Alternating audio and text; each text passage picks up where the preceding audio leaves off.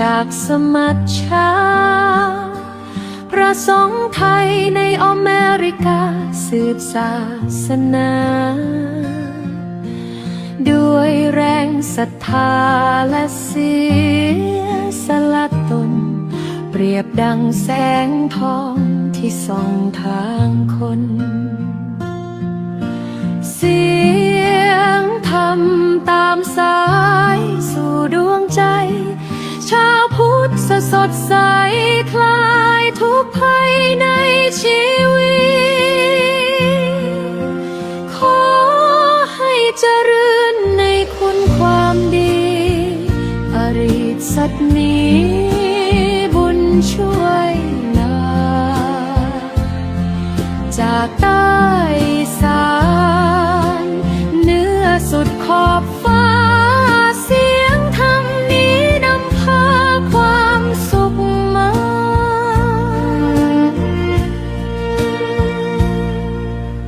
ดังลมพัดพากลิ่นหอมจากบุพภาส่งธรรมส่องแสงดังจันทภาใจคนรับรู้ดังน้ำเย็นหลั่งไหลเปลี่ยนคืนมืดมิดเป็นรุ่งรุ่นใหม่ขอให้เสียงนี้ดังในใจยาวนานนำสุขสงบสู่ทุกแห่งสถานทุกคนร่วมใจในศรัทธาธรรมแสงทองส่องนำไม่จางไม่คลาย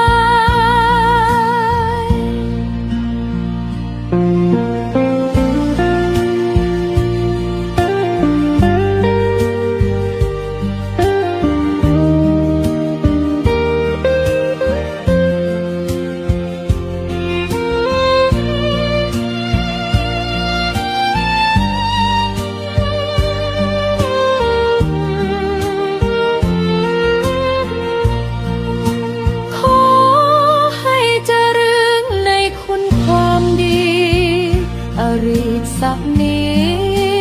บุญช่วยนำพาจากใต้อีสานเหนือสุดขอบฟ้าเสียงธรรมนี้นำพาความสุขมา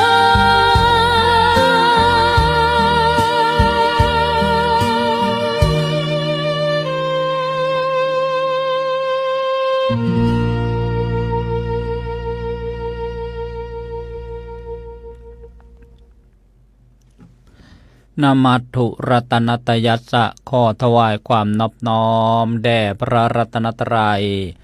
กราบถวายความเคารพพระมหาเถระพระเถรานุเถระเจ้าคณะพระสังฆาธิการกราบขอโอกาสพระเดชพระคุณหลวงพ่อเจ้าคุณพระเทพวชิรวิเทศ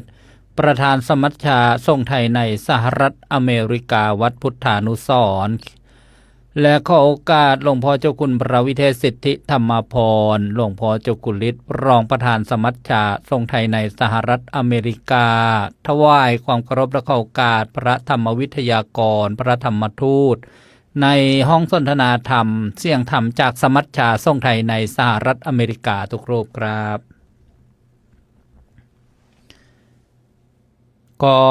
ความสุขความเจริญในธรรมจงบังเกิดมีแก่ญาติโยมพุทธศาสนิกชนผู้ชมผู้ฟังทุกท่านขณะนี้ท่านกำลังรับชมและรับฟังรายการเสียงธรรมจากสมัชชาทรงไทยในสหรัฐอเมริกาโดยพระธรรมทูตต่างประเทศและก็ทั่วโลกร่วมกันสนทนาธรรมร่วมกับสถานีวิทยุกระจายเสียงเพื่อการเผยแพร่พระพุทธศาสนา FM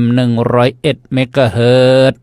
ซึ่งออกอากาศจากวัดท่าพระยาจากอำเภออู่ทองจังหวัดสุพรรณบุรีและสถานีวิทยุกระจายเสียงเครือข่ายเผยแพร่พระพุทธศาสนาหลายคลื่นความถี่หลายสถานีหลายจังหวัด ร่วมกันถ่ายทอดสัญญาณรายการสดๆในวันนี้กระผมธรรมภาพพระสรายุทธสิริสาโรผู้อำนวยการสถานีค่ำคืนวันนี้ได้รับเมตตาจากครูบาอาจารย์ให้เป็นผู้ดำเนินรายการเสียงธรรมจากสมัชชาทรงไทยในสหรัฐอเมริกาดำเนินรายการเป็นประจำทุกวันอังคารและวันพุธเวลาที่ประเทศไทย 20 นาฬิกาถึงเวลา 21 นาฬิกา 30 นาทีโดยประมาณเช้าตรู่ที่สหรัฐอเมริกาแคลิฟอร์เนีย 5 นาฬิกานิวยอร์ก 8 นาฬิกาอังกฤษบ่าย 1 โมงยุโรปบ่าย 2 โมงบิสเบน 22 นาฬิกามาพบกันวันนี้อีกเช่นเคยตรงกับวันขึ้น10 ค่ำเดือน 3 ปีมะเส็งวันพฤหัสบดีขออภัยวันพุธที่ 28 มกราคมพุทธศักราช 2569 ค่ำคืนวันนี้หัวข้อสนทนาธรรมชื่อว่าพระสงฆ์ควรปรับตัวอย่างไรให้เท่าทันสังคมที่เปลี่ยนแปลงได้รับความเมตตาจากครูบาอาจารย์พระธรรมทูตสายต่างประเทศพระธรรมวิทยากรพระนักเทศน์นักเผยแผ่เข้าสู่ห้องประชุมแล้ว8 รูป 8 ท่านด้วยกันก็เจริญพรญาติโยมเข้ามารับชมรับฟังแล้วอย่าให้เสียโอกาสไปเปล่าอย่าลืมกดถูกใจกดไลค์กดแชร์กดกระดิ่งกดติดตามแล้วก็ชวนกันมาสดับรับฟังอย่าพึงปัดนี่ไปไหนว่าทำไมพระคุณเจ้ามาเยอะจังก็เจริญพรญาติโยมมานมัสการครูบาอาจารย์พระธรรมวิทยากรค่ำคืนวันนี้พร้อมกับอาตมาภาพรูปแรกได้รับความเมตตาจากพระครูเกษมพิโสพลผู้ช่วยเจ้าอาวาสวัดพิโสภารามผู้อำนวยการสถานีวิทยุกระจายเสียงวัดพิโสภาราม FM 102.75 เมกะเฮิรตซ์อำเภอเขมราชจังหวัดอุบลราชธานีถวายความเคารพครับเนื่องจากพระเดชพระคุณหลวงพ่อเจ้าคุณฤทธิ์อยู่ที่เชียงใหม่สัญญาณขัดข้องแล้วก็พระอาจารย์พระครูวินัยธรบุญยกรก็สัญญาณขัดข้องเลยไม่ได้เข้ามาในรายการแล้วก็หลวงพ่อกุ๊กไก่ติดขัดบางสิ่งบางประการญาติโยมรูปต่อมาได้รับความเมตตาจากพระอาจารย์พระครูสุนทรธรรมนิเทศด็อกเตอร์ผู้ช่วยเจ้าอาวาสพระอารามหลวงวัดชนาทิพย์เฉลิมอำเภอเมืองจังหวัดสตูลถวายความเคารพครับรูปต่อมาได้รับความเมตตาจากพระอาจารย์พระมหาปิยะอุตตมปัญโยปรริญญาธรรม9ประโยคด็อกเตอร์รองเลขาธิการสมัชชาทรงไทยในสหรัฐอเมริกาเจ้าอาวาสวัดโปรดเกตเชษฐารามอเมริการัฐนิวยอร์กสหรัฐอเมริกาถวายความเคารพครับรูปต่อมาได้รับความเมตตาจากพระอาจารย์พระมหาอุดมพรอุตตมวโรท่านดำรงตำแหน่งเจ้าอาวาสวัดศรีสมนึกอำเภอบ้านนาซ่านจังหวัดสุราษฎร์ธานีปักใต้บ้านเรานมัสการถวายความเคารพครับรูปต่อมาด้านล่างนานๆจะเจอกันทีมากมายด้วยศาสนกิจเกี่ยวกับพระพุทธศาสนาพระอาจารย์พระมหาภูมิธรรมภูมิปาโลปรริญญาธรรม6ประโยควัดบำเพ็ญเหนือมีนบุรีกรุงเทพมหานครประธานศูนย์ปฏิบัติธรรมดีเมืองแมนเชสเตอร์ประเทศอังกฤษถวายความเคารพครับถ้าจักรพรรดิมัตตมพระอาจารย์พระมหาจิรวัตรอินทวีโรวัดป่า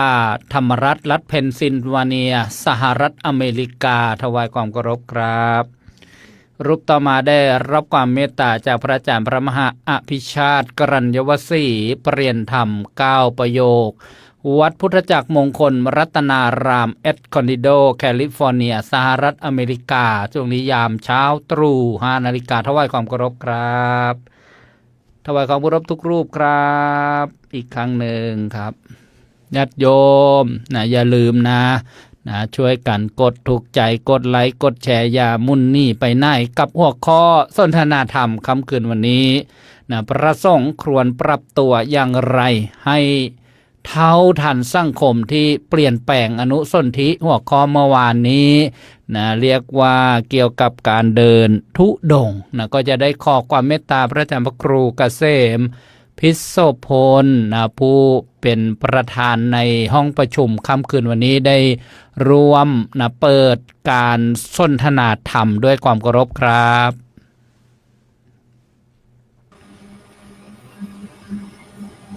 ต้นไม้ใหญ่มันงำหน้าผู้นำบ่พัฒนามันงำบ้านครูก็พานโรงขี่ข้านงำโรงเรียนพระสงฆ์สามเณรบ่หำบ่เฮียนมันงำวัดขอความนอบน้อมแด่พระรัตนตรัยขอถวายความเคารพพระเถรานุเถระทุกรูปเจริญพรศรัทธาญาติโยมสาธุชนทุกท่านที่กำลังติดตามรับฟังเสียงธรรมจากสมัชชาสงฆ์ไทยในสหรัฐอเมริกา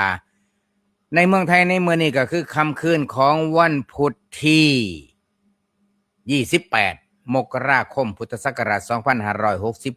2569ปีใหม่วืบวาบบ่กี่วันตอนนี้ก็สิสิ้นเดือนไปแล้ววันเวลาหมุนไปเร็วรวดเร็วในค่ำคืนมื้อนี้ญาติโยมก็สิได้สดับรับฟังรายการหัวข้อเรื่องมื้อนี้ก็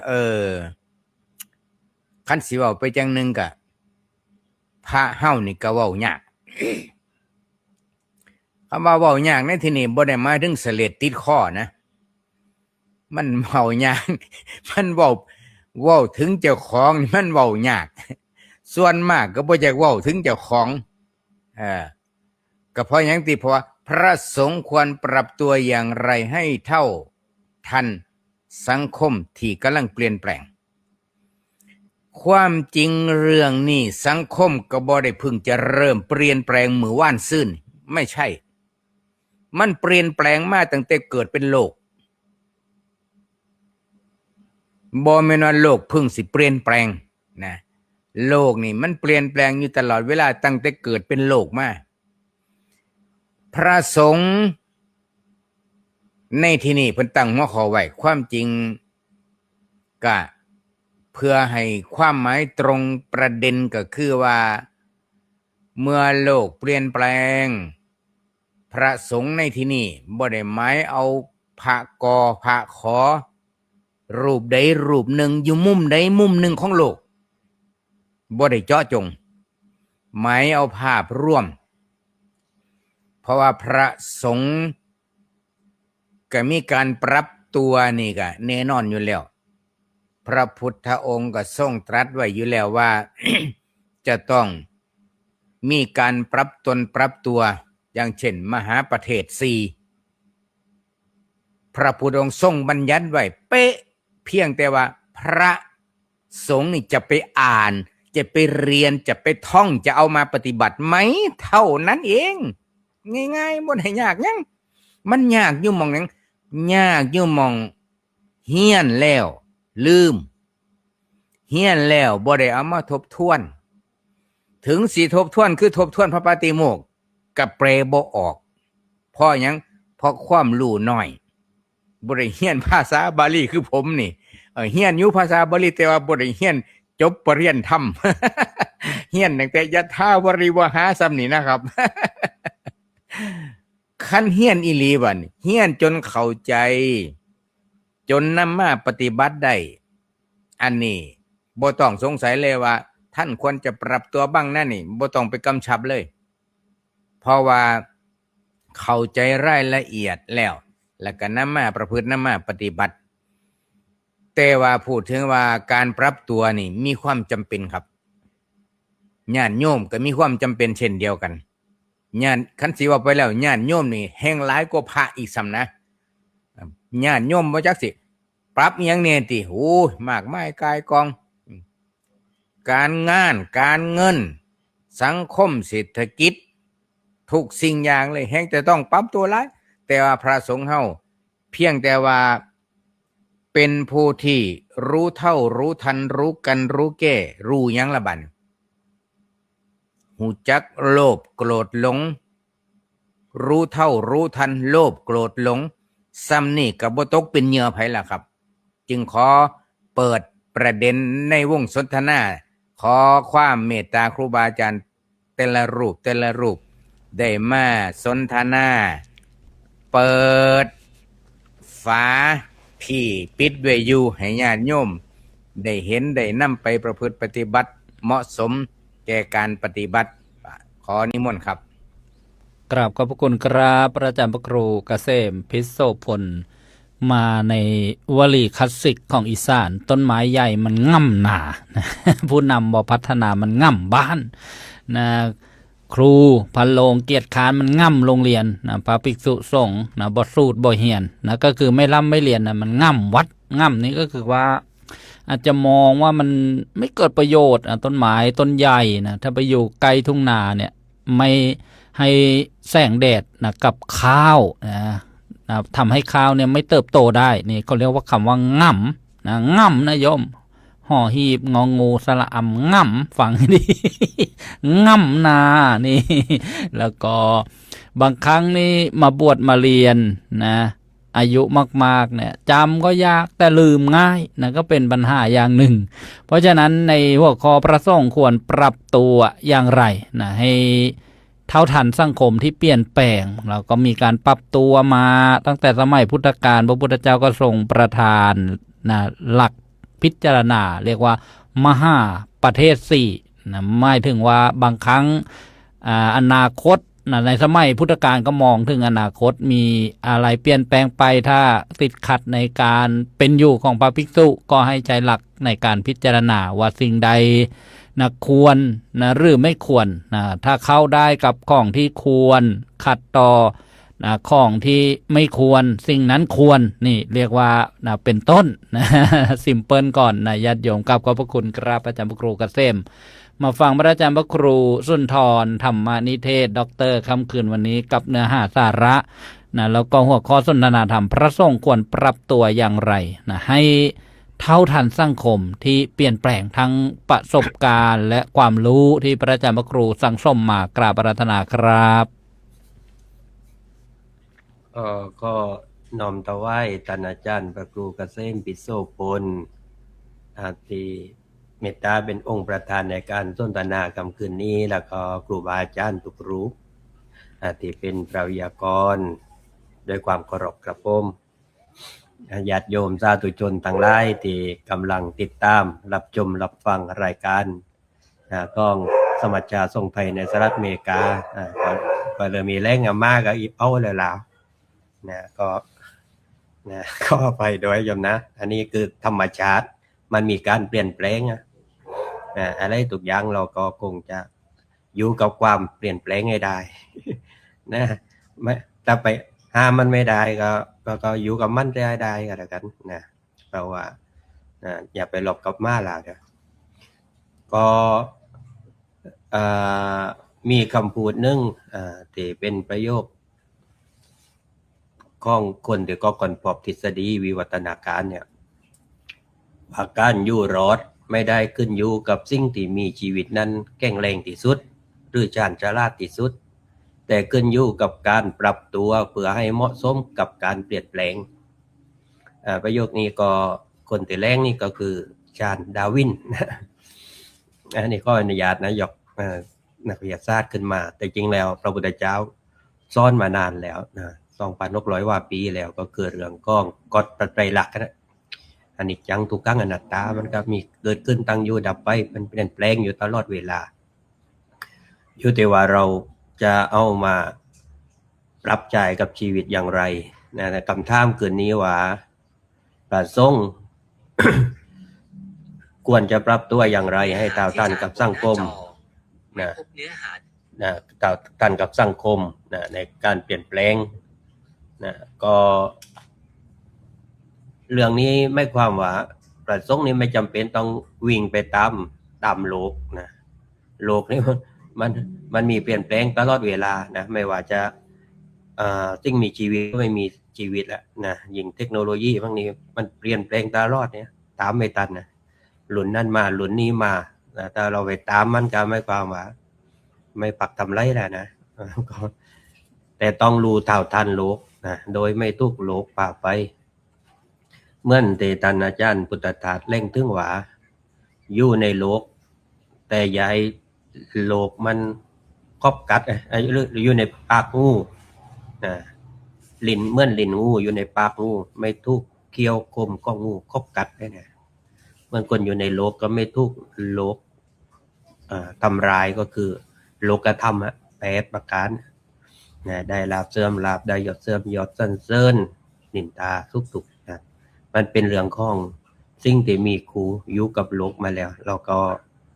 ไม่สามารถจะไปเปลี่ยนแปลงข้างนอกได้ดีที่สุดคืออยู่ที่ตัวเรานี่ปรับให้อยู่กับความเปลี่ยนแปลงนั้นได้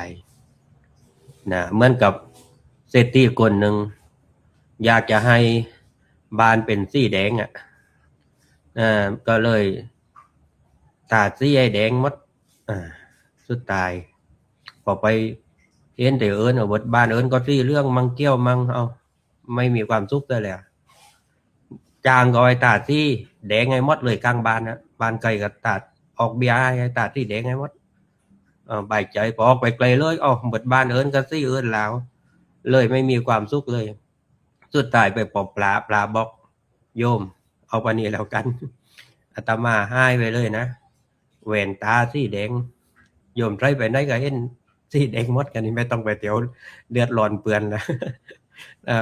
ใส่แว่นตาแดงไปเลยกันอันมันเรียกว่ามันจบแต่เจ้าตัวไม่ต้องไปแก้ปัญหาไปนอกอันนี้ก็เป็นเรื่องไอ้มองว่ารู้โลกแต่ไม่หลงโลกประสงค์ก็คือการเรียนรู้ความเปลี่ยนแปลงของสังคมที่มันเกิดการไม่นิ่งมันมีอะไรที่ให้เราได้เรียนรู้อยู่เรื่อยเช่นเทคโนโลยีสื่อออนไลน์ความคิดของคนรุ่นใหม่เนี่ยหรือว่าปัญหาสังคมรวมสมัยเช่นอะไรตอนนี้อะไรมากโรคซึมเศร้านะความโดดเดี่ยวความเหลื่อมล้ำเรียกว่าความต่างกันในเรื่องของมูลลี่อะไรกันต่างๆก็เหมือนกันรู้เพื่อ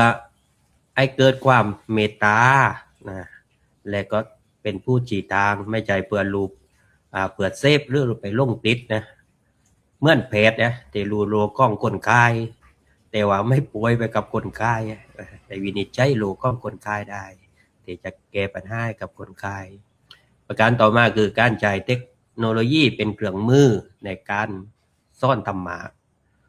สังคมนี้ก็ฟังธรรมะผ่านหน้าจอมากว่าท่าลาวัดแล้วพวกนี้นะ คือเอาปณีว่าโยมไปฟังธรรมวันพระเนี่ย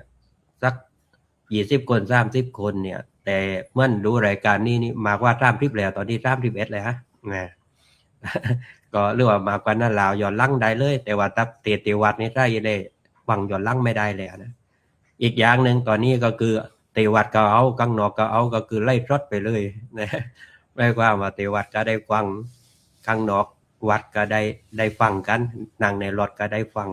อยู่บ้านก็ได้ฟังอีรับอยู่แล้วนี่อย่างปลาอย่างมาเทศตึ้งห้องนอนเลยแล้วเปิดกลับไปปั๊บอย่าเพิ่งรูดผ่อนนิยมนะยุดไว้ก่อนนะแล้วก็ฟังเพื่อให้ได้ข้อคิดการจ่ายซื้อธรรมะนี่ก็เพื่อการเผยแพร่เนี่ยในลักษณะของออนไลน์ธรรมะออนไลน์อย่างเหมาะสมแต่ก็สื่อสารธรรมะให้เข้าใจง่ายๆกระชับตรงกับปัญหาชีวิตจริงแล้วเนี่ยอยากให้โยมเสนอว่าข้อมาบังก็ดีเหมือนกันว่าอยากรู้เรื่องไรเนี่ยอันนี้ปลานี่อยากกี่แรงเรื่องไรหรอกไม่รู้โยมอยากกี่ฟังเรื่องติปลาแรงไหมแต่ถ้าโยมเนี่ยติดอยู่ในรายการเนี่ยนะ FC ต่างหลายเนี่ยอยากจะฟังเรื่องนั้นอยากจะฟังเรื่องนี้อาจจะเสนอมาได้ปราจารย์ผู้ดำเนินรายการหรืออาจารย์เจ้าของรายการเนี่ยอาจจะเมตตาพบกันครึ่งทางก็ได้อาจจะแรงกันเรื่องในประเด็นที่โยมสงสัยด้วยอะไรเรื่องติปลายากีแรงด้วย นะที่สุดแล้วก็คือธรรมะนี่ไม่เปลี่ยนโยมนะแต่รูปแบบก้อนการสื่อสารการใต้ทอดเนี่ยอาจจะมีการเปลี่ยนแปลงนะปลาอาจจะไม่ได้หนังรับตาติดตื้อกัมปีเหมือนแต่ก่อนแต่ก็มีวายบางสำหรับคนอีกกลุ่มนึงแต่อาจจะเป็นเรื่องของติดในรูปของปีทีแล้วก็แสดงให้เห็นว่าเราก็ยังให้ความเคารพพระธรรมโดยการถือกัมพีไม่ใจแรงเอาเองทั้งหมดแต่ว่าส่วนมากนี่บาอาจารย์ที่อยู่ในรายการนี้ก็เป็นผู้ดูในลักษณะซึ่งปรริญญาธรรมกล่าวประโยคมั่งเป็นผู้ที่ศึกษาปฏิบัติมามั่งไล่ประสบการณ์มากมายที่พอจะได้ถอดโยมได้ ไม่ได้เล่งเอาเองโยมนะเพียงแต่ทำหน้าที่เป็นปากให้กับประธรรมอะแมนก็ประธรรมก็อยู่ในตู้ไปได้บีด็อกต่อไปแล้วนะไม่ได้ทุกเอามาเปิดเผยนะเล็กว่าซื้อนี่ก็ได้เอาประธรรมคือประไตรบีด็อกเนี่ยไปมอบให้ผู้อำนวยการโรงเรียนประจำจังหวัดสตูลนะผู้อำนวยการเป็นมุสลิมโยมนะแต่ว่าทานการรับไหว้นะเผื่อเอาไปไว้ไว้ในห้องสมุดไม่ใช่เอาไปไว้ที่บ้านทานเอง ไว้ห้องสมุดโรงเรียน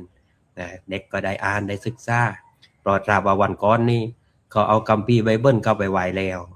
นะแล้วก็เอาคัมภีร์อังกุรอานไปแล้วไว้แล้วก็เหลือแต่พระไตรปิฎกเนี่ยอาตมาก็เลยว่าในก็ให้ครบเสียนะเด็กก็จะได้ก่อนฝ่าศึกษาได้อยากรู้นะเรื่องของการแปลธรรมะให้เข้ากับภาษาของคนยุคใหม่นะยุคที่มีการเปลี่ยนแปลงเนี่ยแหละคนรุ่นใหม่ไม่ได้ปฏิเสธธรรมะนะมองแล้วนะแต่ปฏิเสธภาษาที่ไม่เข้าใจอะไรคือไม่รู้ปลาเตดเลยว่าไม่ใจรู้เรื่องนะก็อาจจะจ่ายภาษาที่เขาเข้าใจได้ส่วนหนึ่งนะแต่ก็ไม่ถึงหลักการเดิมนะต้องมีไว้เผื่อว่าไว้สืบสอบเมื่อว่ามันเปลี่ยนไปไม้ได้ป่ะเนี่ยบางทีจะไปเที่ยวใจภาษาที่มันเปลี่ยนไปมันบาลีเนี่ยครูบาอาจารย์ท่านก็แปลไว้ทุกต้องแต่เราถ้าไปเป็นภาษาทำไมไม่บางทีอาจจะทำให้รูปแบบของภาษาเปลี่ยนไปก็คงจะต้องปรับให้ทุกต้องนั้นประสงค์ก็จะต้องอธิบายธรรมะเชื่อมโยงกับชีวิตจริงในเรื่องการทำงานเรื่องของความรักเรื่องของความทุกข์นะเมื่อวันนี้ท่านพระอาจารย์มาจากวัดยานนาวานะท่านพระอาจารย์จากครินเนี่ยท่านมาจากครินนะบรรยายเด็กฟังป.3 ถึงป.600 คนในเวลาชั่วโมงกว่าเนี่ยเด็กไม่เบื่อเลยนะมีความตื่นตัวมีความสนุกสนานเพลิดเพลินกับการฟังบรรยายธรรมะของพระอาจารย์เที่ยวใจภาษารวมสมัยนะเด็กก็มีความสุขกับการได้ฟังธรรมะนะครูบาอาจารย์ก็พอใจนะเด็กก็มีความชื่นชมในเรื่องของการที่ครูบาอาจารย์เนี่ยขนาดผมเองอยู่อบรมอยู่ตั้งนานแล้วเด็กยังไม่ได้รู้จักชื่อที่นะวันก็เรียกว่าเนี่ยอาจารย์จะมาจากกรินตามเด็กในโรงเรียนวัดเนี่ยได้ว่าเนี่ยพระอาจารย์ที่มานี่ชื่ออะไรลูกขนาดผมเพิ่งไงตุนการศึกษาไปนะนาตรองกับพี่ไม่ให้แล้วมันยังไม่รู้จักเจอที่มันเล่แต่ในซองว่าปลาไอ้เต่าร้อยเนี่ยมันไม่ได้เล่ว่าปลาเลยไอ้ที่ นะก็ไม่เปลือนะครูบอกเดี๋ยวครูยึดตังคืนนะเนี่ยไม่รู้เลยใครให้วะไม่เปลือแล้วมันได้ไปแล้วเด็กแต่มันมาประตันมาอาจารย์รินมาวันเดียวนี่ได้รู้จักชื่อแล้ว นะก็แต่ความใต้ถอดไม่เหมือนกันอันก็ธรรมะเนี่ยจะมีชีวิตเมื่อคนฟังรู้สึกว่ามันเกี่ยวข้องกับตัวเองนะมันเกี่ยวข้องกับใกล้ตัวนะพระก็ต้องลดคำศัพท์ที่มันยากนะเพิ่มตัวอย่างที่มันอยู่ใกล้ตัวนะบางทีอะไรหลายๆปลักกู้สุนทรธรรมนิเทศเด็กมันจำยากนะแต่เฉยๆตันมาวรพลนู้นแม่ก็เรียกอยู่นี่แม่เรียกล่วงปีโลกก็มันยังเรียกล่วงปีเหมือนเดิมไหมแม่เรียกตามกันเรียกล่วงปีนะก็ไม่ปลืออย่าไปว่าเด็กนะเราก็รู้สึกว่าไม่เก๋ขึ้นไปเท่าใดก็เหมือนกันนะเด็กปอดร้องยังเรียกล่วงปีอยู่เลยนะปีนี้ก็58แล้วนะอย่างฉะนั้นให้เป็นตีปึงตั้งใจมากว่าเป็นผู้สั่งสอนบางทีสอนมากแต่ว่าอาจจะไม่ทำให้โยมมีความรู้สึกว่ามันช่วยเหลือได้มากว่าให้เป็นที่พึงตั้งใจอยู่คนเนี้ยคนไม่ต้องการคนดูแต่มาสอนแบบบังคับแต่ว่าต้องการคนฟังว่าเขาอยากจะบอกอะไรเนี่ยมันคนอีกฆ่าตัวตายนี่ไม่ใจอยากให้ใครมาเล่นให้มากทีนี้ยิงมาเล่นมากจะอยากฆ่าตัวตายเลยแต่อยากให้คนมาฟังว่าเขาถูกเรื่องอะไรที่ก็ต้องอีกฆ่าตัวตายแล้วไปเนี่ยให้เป็นผู้ฟังอย่างลึกซึ้งอะไรแต่ก็เล่นฟังอย่างลึกซึ้งฟังอย่างเข้าใจฉะนั้นบางครั้งความสงบของพระก็คือธรรมะที่ดีที่สุดเลยนะไม่เร่งเลยเหมือนพระเดินตู่ดงเห็นไหมโยมสัตตาเลื่อมใสน้ำตาไหลกันเป็นแถวเลยพระยังไม่ทันเร่งเลยแกเดินสงบเนี่ยโยมก็ได้ความสุขแล้วเป็นการเผยแผ่ธรรมะที่งดงามแล้วก็เป็นการ พระเองก็ต้องรักษาวินัยให้มั่นคือหัวใจของความศรัทธาที่มีเนี่ยยิ่งโลกเปลี่ยนเร็วเนี่ยวินัยก็ต้องเคร่งครัด ความเรียบง่ายความสำรวมของพระเนี่ยไม่มุ่งไปแสวงหาชื่อเสียงนะลาบยศโนไกตีละกังหมดเวลาแล้วมั้งนะยกวินัยคือรักเพื่อจะให้มีการปรับตัวไม่ลงติดลงทางแล้วก็อีกอย่างหนึ่งพระสงฆ์นี่ควรจะมีบทบาทคือทำงานรวมกับชุมชนโรงเรียนแล้วก็เด็กก็ใจคำว่าพลังบวรนะมันจะมีความเข้มแข็งขึ้น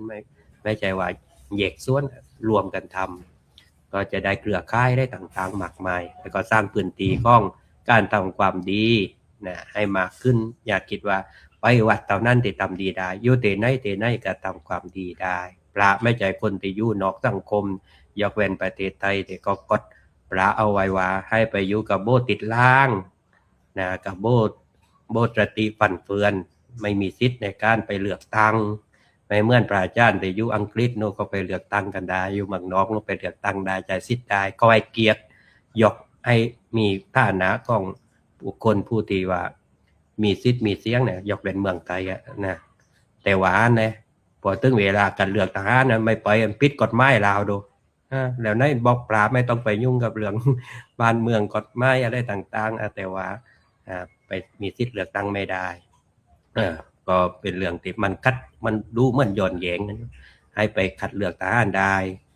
บังคับด้วยนะแต่ว่าให้ไปเลือกตั้งไม่ได้นะแต่ก็ไปยุมาตราเดียวกับโบติดล่างกับโบประติปั่นเปื้อนนะนั้นบุคคลที่ได้รับการยกย่องว่า เป็นผู้นำทางจิตวิญญาณเนี่ยไปอยู่กับโบติดก็ไม่ใจข้อไปอย่าไปเร่งทุกๆก็ลาเดียวก็คือในจากเด็กบอกให้ความยกย่องแต่ว่าน่าจะแยกมาตราออกมาตะกิดนึงนะอย่าไปรวมกันทีเดียวนะเมารวมเม็ดกันอันพระจึงถือว่าเป็นเสาหลักทางจิตวิญญาณของสังคมสรุปกันนะพระสงฆ์ควรปรับตัวในรูปแบบแต่มันคงในเรื่องของแก่นธรรม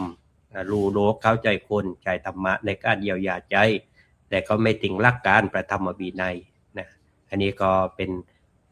แนวทางในการที่จะอยู่กับสังคมได้แม้ว่าจะเปลี่ยนแปลงโลกจะเปลี่ยนแปลงไปเท่าไรแต่ใจเราก็ยังมั่นคงแล้วก็สามารถดำรงอยู่ในโลกได้อย่างมีความสุขครับผมขอบพระคุณครับพระอาจารย์พระครูส้นทรธรรมนิเทศด็อกเตอร์ได้ให้ความเห็นกับหัวข้อสนทนาธรรมค่ำคืนวันนี้ประสงค์ควรปรับตัวอย่างไรให้เท่าทันสังคมที่เปลี่ยนแปลงท่านหยิบยกตัวอย่างในการใช้ภาษาในการแสดงธรรมหรือรูปแบบการถือคัมภีร์เทศลมพัดชายเข้าอะไรอย่างเงี้ยอาจจะไม่ทันต่อความน่าสนใจของวัยรุ่นก็พวกธรรมภาพก็ได้รับฟังญาติโยมมาปรารภให้ฟังเหมือนกันว่าพระสวดอะไรไม่เข้าใจน่าจะสวดภาษาที่เข้าใจก็เลยบอกว่าเขาก็มีลำดับว่าเช่นงานบำเพ็ญกุศลศพสวดเนี่ยภาษาบาลีบางทีเราเจอความทุกข์ความโศกเศร้าเนี่ยไม่อยากรับรู้อะไรแต่ก็ไม่อยากจะไปไหนนี่อานุภาพของพระบาลีภาษาที่รักษาไว้คำสอนพระพุทธเจ้าฟังแล้วจิตก็สงบเย็นขึ้นมาได้นี่ก็เป็นประโยชน์แล้วก็มีการสมาทานรักษาศีลมีการถวายทานวันสุดท้ายก็มีการฟังเทศน์ฟังธรรมหรือจะแสดงธรรมทุกวาระของวันเนี่ยก็เป็นสิ่งที่มีการปรับตัวเกิดขึ้นทีนี้ก็เรียกว่าก็ต้องมีการปรับแต่ยังไงอย่าให้เสียหลักการอย่าให้เสียหลักการอย่าให้เสียพระธรรมวินัยที่มีคำกล่าวไว้ว่าโลกไม่ช้ำทำไม่เสียปรับตัวเปลี่ยนแปลงบางสิ่งบางอย่างให้เข้ากับยุคให้เข้ากับสมัยแต่อย่าถึงขั้นกับเปลี่ยนชุดเลยนะครับอย่าไปเปลี่ยนชุดเลิกใส่จีวรแล้วไปไม่ถึงลาสิกขาอะไรอย่างนั้นนะครับ ปรับมาเกินบางทีว่าโอ้ยอยู่ยากต้องหาจุดที่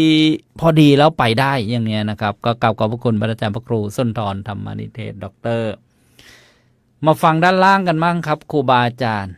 เมื่อคืนท่านก็อยู่ท้ายๆอรหันต์ย่านใสก็ยังไม่จบนะครับผมก็ยังไม่ลืมกราบอาราธนาพ ระอาจารย์พระมหาอภิชาตินกรัญยวศรีเปลี่ยนธรรม9ประโยคโดยความเคารพครับ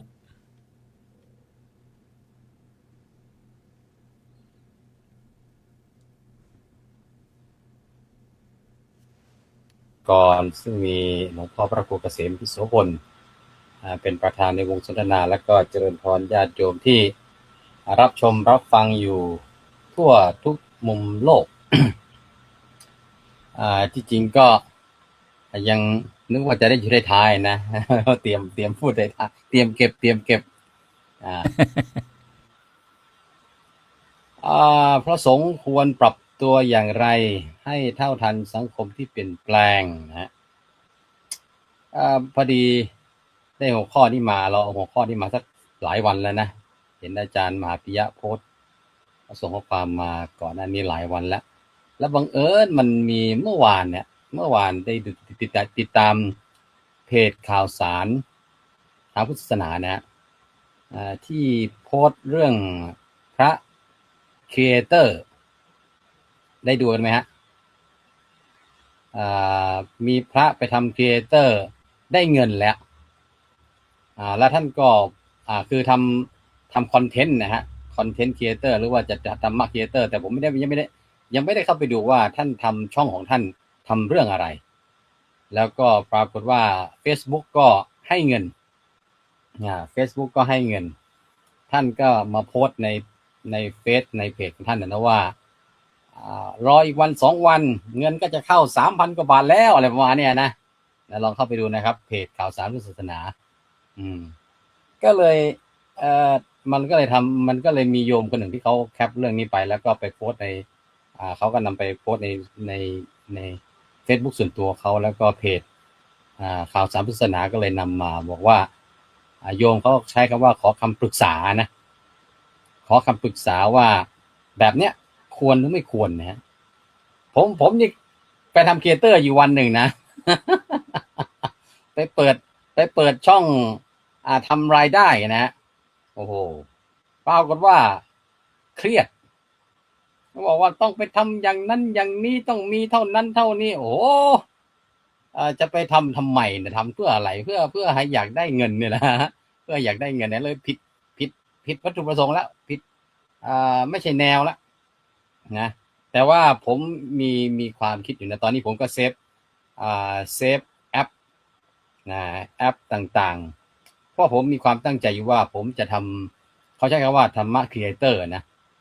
ผมอยากทำเพราะว่ามันถือเป็นการปรับตัวนะเป็นการปรับตัวในการนำเสนอสื่อธรรมะขององค์พระสัมมาสัมพุทธเจ้าให้เหมาะตามยุคตามสมัยนะผมมีข้อมูลคือมีครูบาอาจารย์บางรูปของท่านเก่งในการประดิษฐ์คำพูดใช้คำพูดในการสอนคนสั้นๆง่ายๆนะท่านก็โพสต์ในเฟซธรรมดาผมก็คิดอยู่ว่าผมก็ตามงานท่านอยู่แล้วก็เลยคิดว่าถ้าสมมติว่าวันหนึ่งจะทำจริงๆก็จะไปขออนุญาตท่านแล้วก็จะใช้สื่อธรรมะจะใช้เสียงตนเองหรือว่าใช้เสียงของ AI หรือว่าจะใช้ภาพตนเองหรืออะไรก็แล้วแต่นะแต่เป็นการสื่อธรรมะไปแล้วก็ถ้าหากว่ามันจะเป็นการเปิดรายได้เพื่ออะไรเนี่ยผมก็ตั้งใจว่าจะใช้บัญชีของทางวัดนี่ก็คือเป็นงานเผยแผ่ของทางวัดไปเลยแล้วก็ถ้ามีการชื่นชมมีการอะไรแล้วถ้าหากมันจะเป็นรายได้ก็ให้เข้าวัดไปเลย เพียงแค่ว่าตัวเองอยากทำหน้าที่เป็นผู้สื่อธรรมอันนี้ก็ที่นำมาเล่าในวันนี้ก็คือให้เห็นว่าโลกมันเปลี่ยนแปลงไปแต่ว่าพระสงฆ์เราจะตามอย่างไรจะเปลี่ยนแปลงอย่างไรให้เท่าทันให้เหมาะให้สมนะครับอย่างกรณีพระทำครีเอเตอร์เนี่ยก็คุณโยมเขาก็ให้คำถามว่าเหมาะไหมควรหรือไม่อย่างไรเนี่ยนะเหมาะไหมควรหรือไม่อย่างไรแค่ไหนจึงถือว่าควรแค่ไหนจึงถือว่าไม่ควรเพราะฉะนั้นเมื่อกี้อาจารย์พระครูสุนทรแล้วก็ท่านได้ให้หลักมหาประเทศหรือว่าอาจารย์พระครูได้ให้หลักประเทศมหาประเทศ4ไว้เนี่ยอันนี้ก็เป็นหลักในการพิจารณาได้ว่าแค่ไหนจึงเหมาะแค่ไหนจึงควรในขณะเดียวกันก็เราต้องโลกมันจะเปลี่ยนไปขนาดไหนก็ตามแต่พระมีหลักอย่างหนึ่งที่จะเปลี่ยนไม่ได้ก็คือหลักพระธรรมวินัยแม้ว่าก่อนที่พระเจ้าจะปรินิพพานนะพระพุทธเจ้าได้ตรัสกับพระอานนท์ว่าอานนท์หลังจากเราปรินิพพานไปแล้วเนี่ยเราอนุญาตให้เพิกถอนสิกขาบทเล็กน้อยได้แต่ด้วยความที่ความ ได้สอบถามของพระอานนท์ว่าสิกขาบทเล็กน้อยนี่หมายถึงสิกขาบทใดบ้างนะ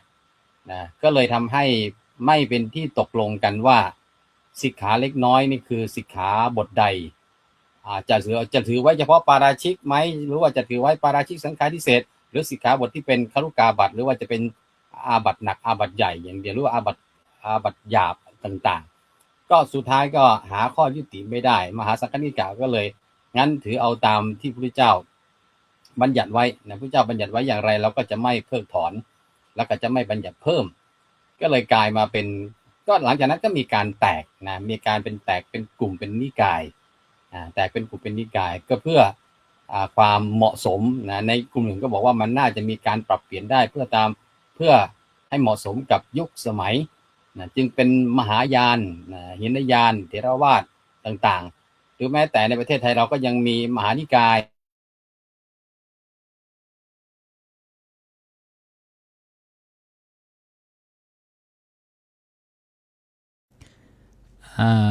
ขออภัยครูบาอาจารย์รู้สึกว่าสัญญาณอินเทอร์เน็ตจะขัดข้องบางเพราะว่าประเทศสหรัฐอเมริกานั้นตอนนี้มีหิมะตกเยอะแล้วก็อากาศติดลบทำให้บางครั้งอุปกรณ์สื่อสารอาจจะติดขัดไปบ้างก็ไม่เป็นไรค้างภาพท่านไว้อย่างนี้นะครับครูบาอาจารย์จะได้ ไม่ยุบไปไหน ขอบพระคุณพระอาจารย์พระมหาอภิชาติถ้าได้กลับมาชมอีกครั้งหนึ่งนะครับ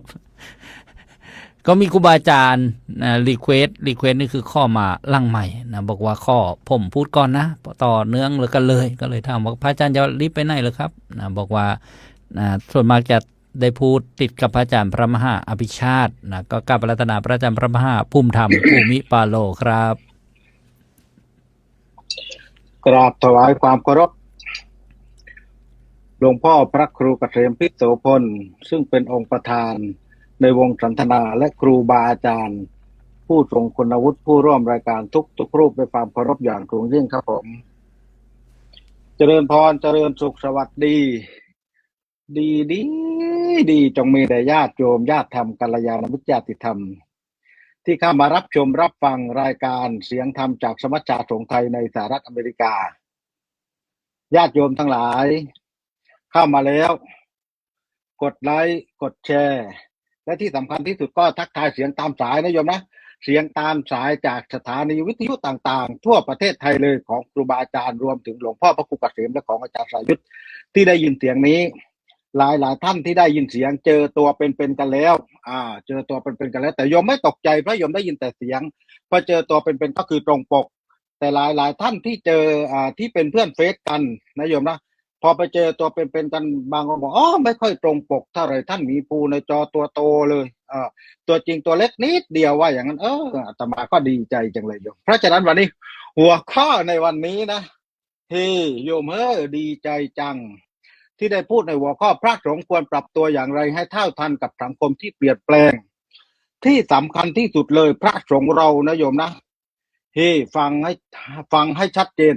พระสงฆ์เราต้องปรับตัวปรับเปลี่ยนแปลงตรงไหนโยมที่สำคัญที่สุดคือการศึกษาโยมพระสงฆ์เราเป็นผู้นำด้านจิตวิญญาณเป็นผู้นำในชุมชนเป็นผู้นำในองค์กรนั้นๆการศึกษาจึงเป็นสิ่งที่สำคัญที่สุดเจ้าวาดหลายรูปณปัจจุบันนี้เห็นไหมโยมบัญชีวัดก็ดีโดเนชั่นก็ดีทุกสิ่งทุกอย่างที่เฮ็ดบ่ได้เฮ็ดบ่เป็นเลยพระอรยมเพราะการศึกษาเป็นสิ่งที่สำคัญที่สุดนี่ปรับไหมปรับเปลี่ยนแปลงไปตามโลกถ้าเรามีการศึกษาไม่ต้องปรับอะไรการศึกษามันจะเป็นวัฏจักรที่หมุนเวียนเปลี่ยนแปลงพาเราไปเองโยมนี่คือสิ่งที่สำคัญการศึกษาทำให้เราเล่นไลน์เป็นการศึกษาทำให้เราเล่นเฟซเป็นการศึกษาทำให้เราเล่น TikTok เป็นการศึกษาทำให้เราเป็นครีเอเตอร์เป็นเหมือนที่อาจารย์มหาอภิชาติพูดไปเบื้องต้นโยมเนี่ยเพราะอะไรการศึกษาเป็นสิ่งที่สำคัญที่สุดอาตมาจึงเน้นย้ำเสมอว่าการศึกษาสำหรับพระสงฆ์เป็นสิ่งที่สำคัญที่สุดถ้าพระสงฆ์ไม่ศึกษาแล้วใครจะเป็นผู้ที่นำด้านจิตวิญญาณในเรื่องการสอนธรรมละโยมนี่คือสิ่งที่จำเป็นที่สุดเพราะฉะนั้นปรับตัวอย่างไรศึกษาเลย บางรูปบางท่านทั่วประเทศไทยเนี่ยอาตมาพูดให้ชัดเจนเลยพระสงฆ์300,000 รูปโยมศึกษาไม่ถึงแสนที่เหลือโยมทำอะไรบินบังสังตรวจอันนี้ไม่ได้พูดแต่ว่าโจมตีหรือว่าอะไรท่าน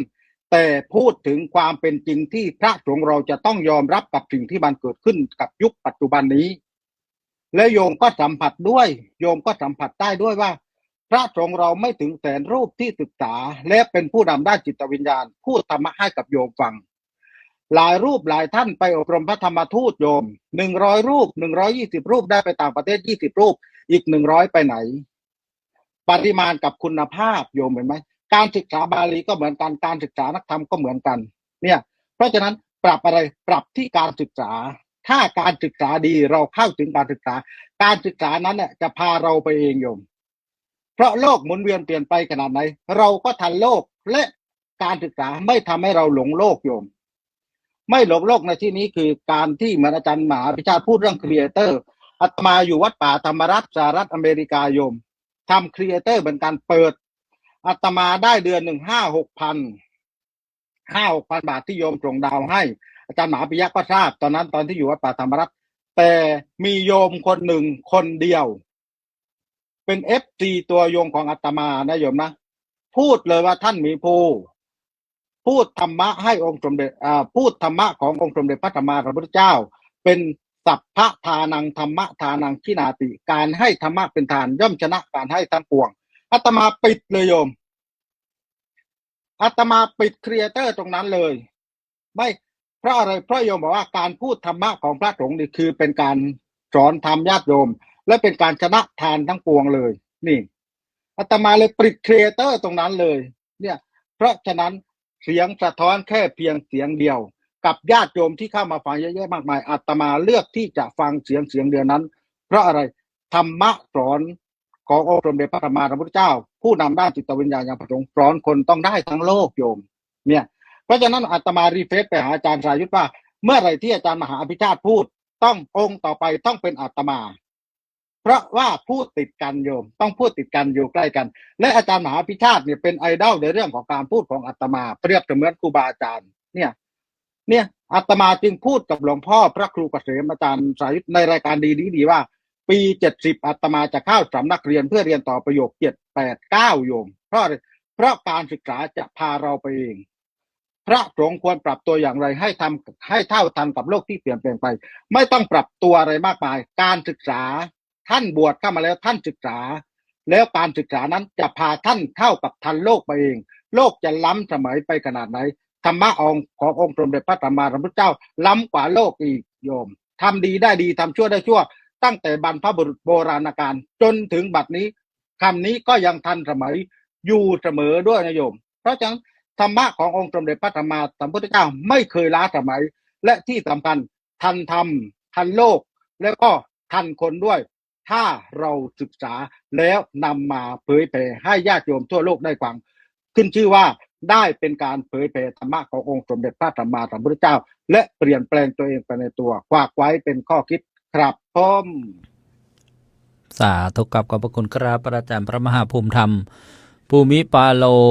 นะเกี่ยวกับหัวข้อเรื่องพระสงฆ์ควรปรับตัวอย่างไรนะให้เท่าทันสังคมที่เปลี่ยนแปลงท่านโฟกัสนะหรือว่าเล็งให้ชัดๆไปที่การศึกษานะพระที่อุปสมบทนะบวชเข้ามาเนี่ยยังนะต้องเพิ่มการศึกษาเพราะฉะนั้นครูบาอาจารย์พระคุณเจ้าที่บวชมาแล้วยังไม่ได้ศึกษาพรุ่งนี้ไปตลาดไปซื้อกระเป๋านักเรียนรองเท้ากางเกงชุดนักเรียนกัน ไม่ใช่อย่างนั้น ศึกษาอะไรละพระท่านบวชมาไตรสิกขานะศีลสมาธิปัญญานะแล้วก็ที่สำคัญก็คือปฏิบัตินะปฏิบัติได้เท่าไหร่นะก็เป็นปัจจตังกันละกันเฉพาะท่านนะแล้วก็มาเผยแผ่กันนะก็เป็นสิ่งที่งดงามนะเพราะว่ารากฐานนะของตึกนะก็คืออิฐรากฐานของชีวิตก็คือการศึกษาแล้วเรียนนะครูบาอาจารย์บางรูปบางท่านนะถามวิทยาฐานะนะท่านก็เทศได้หรอกทั้งเดือดมีอยู่รูปหนึ่งท่านบอกว่าปท5ทสบไปบอกเลยนะที่ประชุมนะปฐม5เทศสวดบางสกุล ท่านก็มีการศึกษาเหมือนกัน บินบังสร้างสวด แล้วก็กล่าวขอบพระคุณครับอาจารย์พระมหาภูมิธรรมโฟกัสไปที่การศึกษาในการปรับตัวนะต้องเรียนต้องเฮียนนะครับก็พระอาจารย์พระมหาภิชาตินะขอเมตตามีอะไรจะเสริมเมื่อสักครู่สัญญาณสะดุดขาดให้ไปนะก็ขอเมตตาได้เสริมต่อเนื่องได้นะครับเอาขอรอบซ่องนะครับซ่องสี่รอบครับขอบพระคุณครับขอบพระคุณครูบาอาจารย์ด้านล่างมาฟังครูบาอาจารย์ด้านบนครับกราบอาราธนาพระอาจารย์พระมหาปิยะอุตตมปัญโยเปลี่ยนธรรม9ประโยคด็อกเตอร์ด้วยความเคารพครับ ขอโอกาสหลวงพ่อพระครูเกษมพิษโสพลประธานในที่สนทนาครูบาอาจารย์เพื่อนพระธรรมทูตที่เคารพทุกรูปนะครับเขาบอกว่าพระสงฆ์ควรปรับตัวอย่างไรในให้เท่าทันสังคมที่เปลี่ยนไป เมื่อกี้นี้ท่านอาจารย์สรายุทธได้พูดไปว่าคือบริบทเนี่ยเราต้องปรับแต่ว่าเนื้อหาสาระก็ยังคงเหมือนเดิมแล้วก็ถ้าเป็นไปได้ก็ต้องรักษาไว้เหมือนเดิมแต่จริงๆแล้วในสมัยพุทธกาลเนี่ยมันยังมีความเข้มข้นอยู่เพราะว่าผู้นำยังอยู่แล้วก็เรียกว่าสาวกก็ยังเข้มแข็งแต่ว่าพอครึ่งค่อนพุทธกาลนี่รู้สึกความเข้มข้นมันก็จะจางหายไปอาจจะเป็นเพราะว่าหิมะหรือเปล่านะ ที่ทำให้ความเข้มข้นมันละลายไปเมื่อคืนนี้เขาบอกว่ามีแผ่นดินไหวที่ตรงข้ามกับน้ำตกไนการานี่ที่เมืองโตรอนโตแคนาดาประมาณ 4.1 ริกเตอร์ก็ไม่รู้สึกอะไรเลยนะครับก็หลับสบายเลยตื่นมาเหมือนเดิมตี 5เพิ่งมาดูข่าวเขาบอกว่ามีแผ่นดินไหวซึ่งไม่เคยเกิดขึ้นมาก่อนอันนี้ก็เป็นความเปลี่ยนแปลงของโลกโลกมันก็เปลี่ยนแปลงหมุนเวียนเปลี่ยนไปอยู่งี้บริบทต่างๆแต่ว่าคนก็ยังเหมือนเดิมเขาบอกว่าถ้าพูดถึงการปรับตัวเนี่ยก็คงจะไม่ต้องปรับตัวมากแต่ว่าเราทำยังไงจะเน้นย้ำถึงเนื้อหาสาระที่เรามีอยู่เรียกว่าไม่ให้จิตใจของเราออกห่างจากเนื้อหาสาระที่เรามีอยู่อยากจะพูดใน2ประเด็นก็คือ1ในตัวถาวรวัตถุที่เรียกว่าอาคารสถานที่หรือว่าวัดวานี่เขาบอกว่าวัดหรือว่าอารามนี่แปลว่าที่เข้ามาแล้วทำให้เกิดความร่มรื่นทำให้เกิดความสบายอกสบายใจเขาบอกว่าวัดที่ดีต้องมี3 ดี1ก็คือรัมมณีโยรัมมณีโยแปลว่ารื่นรมดีดีแรกก็คือทำยังไงวัดเราจะรื่นรมหรือว่าเข้ามาแล้วสบายอกสบายใจอันที่2ก็คือปาสาธิโกน่าเลื่อมใสดีเข้ามาแล้วน่าเลื่อมใสก็คือวัดวาจัดเป็นระเบียบเรียบร้อยสะอาดสะอ้านโปร่งใสตรวจสอบได้ไม่ใช่มีอะไรที่คลุมเครืออันนี้ก็คือตัวที่2ตัวที่3ท่านบอกว่าสัทธโกสัทธโกแปลว่าอะไรแปลว่าเป็นประโยชน์ดีหรือว่าใส่ใจประชาชนอันนี้ก็เป็นเรื่องที่สำคัญเคยคุยกับญาติโยมแล้วก็ครูบาอาจารย์เพื่อนพระธรรมทูตบ่อยๆว่าวัดนั้นจะใหญ่หรือเล็กไม่สำคัญแต่ว่าสิ่งที่สำคัญก็คือว่าสัทธโกหรือเปล่าเป็นประโยชน์ต่อชุมชนไหมซึ่งตรงนี้เราก็ต้องคิดไม่ใช่คิดแต่ประโยชน์ตนเองนะพระที่อยู่ในวัดก็ไม่ใช่คิดว่าเราจะทำยังไงวัดเราจะรวยทำไงวัดเราจะมีนั่นมีนี่แต่ถามว่าเป็นประโยชน์ต่อชุมชนไหมอันนี้เราก็ต้องถามวัดด้วยว่าวัดเนี่ยได้ทำอะไรที่เป็นประโยชน์ต่อชุมชนหรือเปล่าอันนี้เรียกว่าเป็นประโยชน์ดีถ้าพูดในส่วนที่เป็นอารามหรือวัดวานี่ต้องมี3ดีก็คือ1ร่มรื่นดีอันที่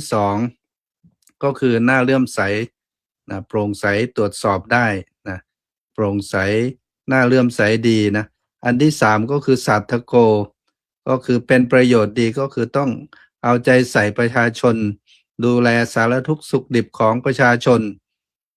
ไม่ใช่ขูดเลือดขูดเนื้อกับปูอันนี้ก็อาจจะทำให้พุทธศาสนาของเราถอยหลังได้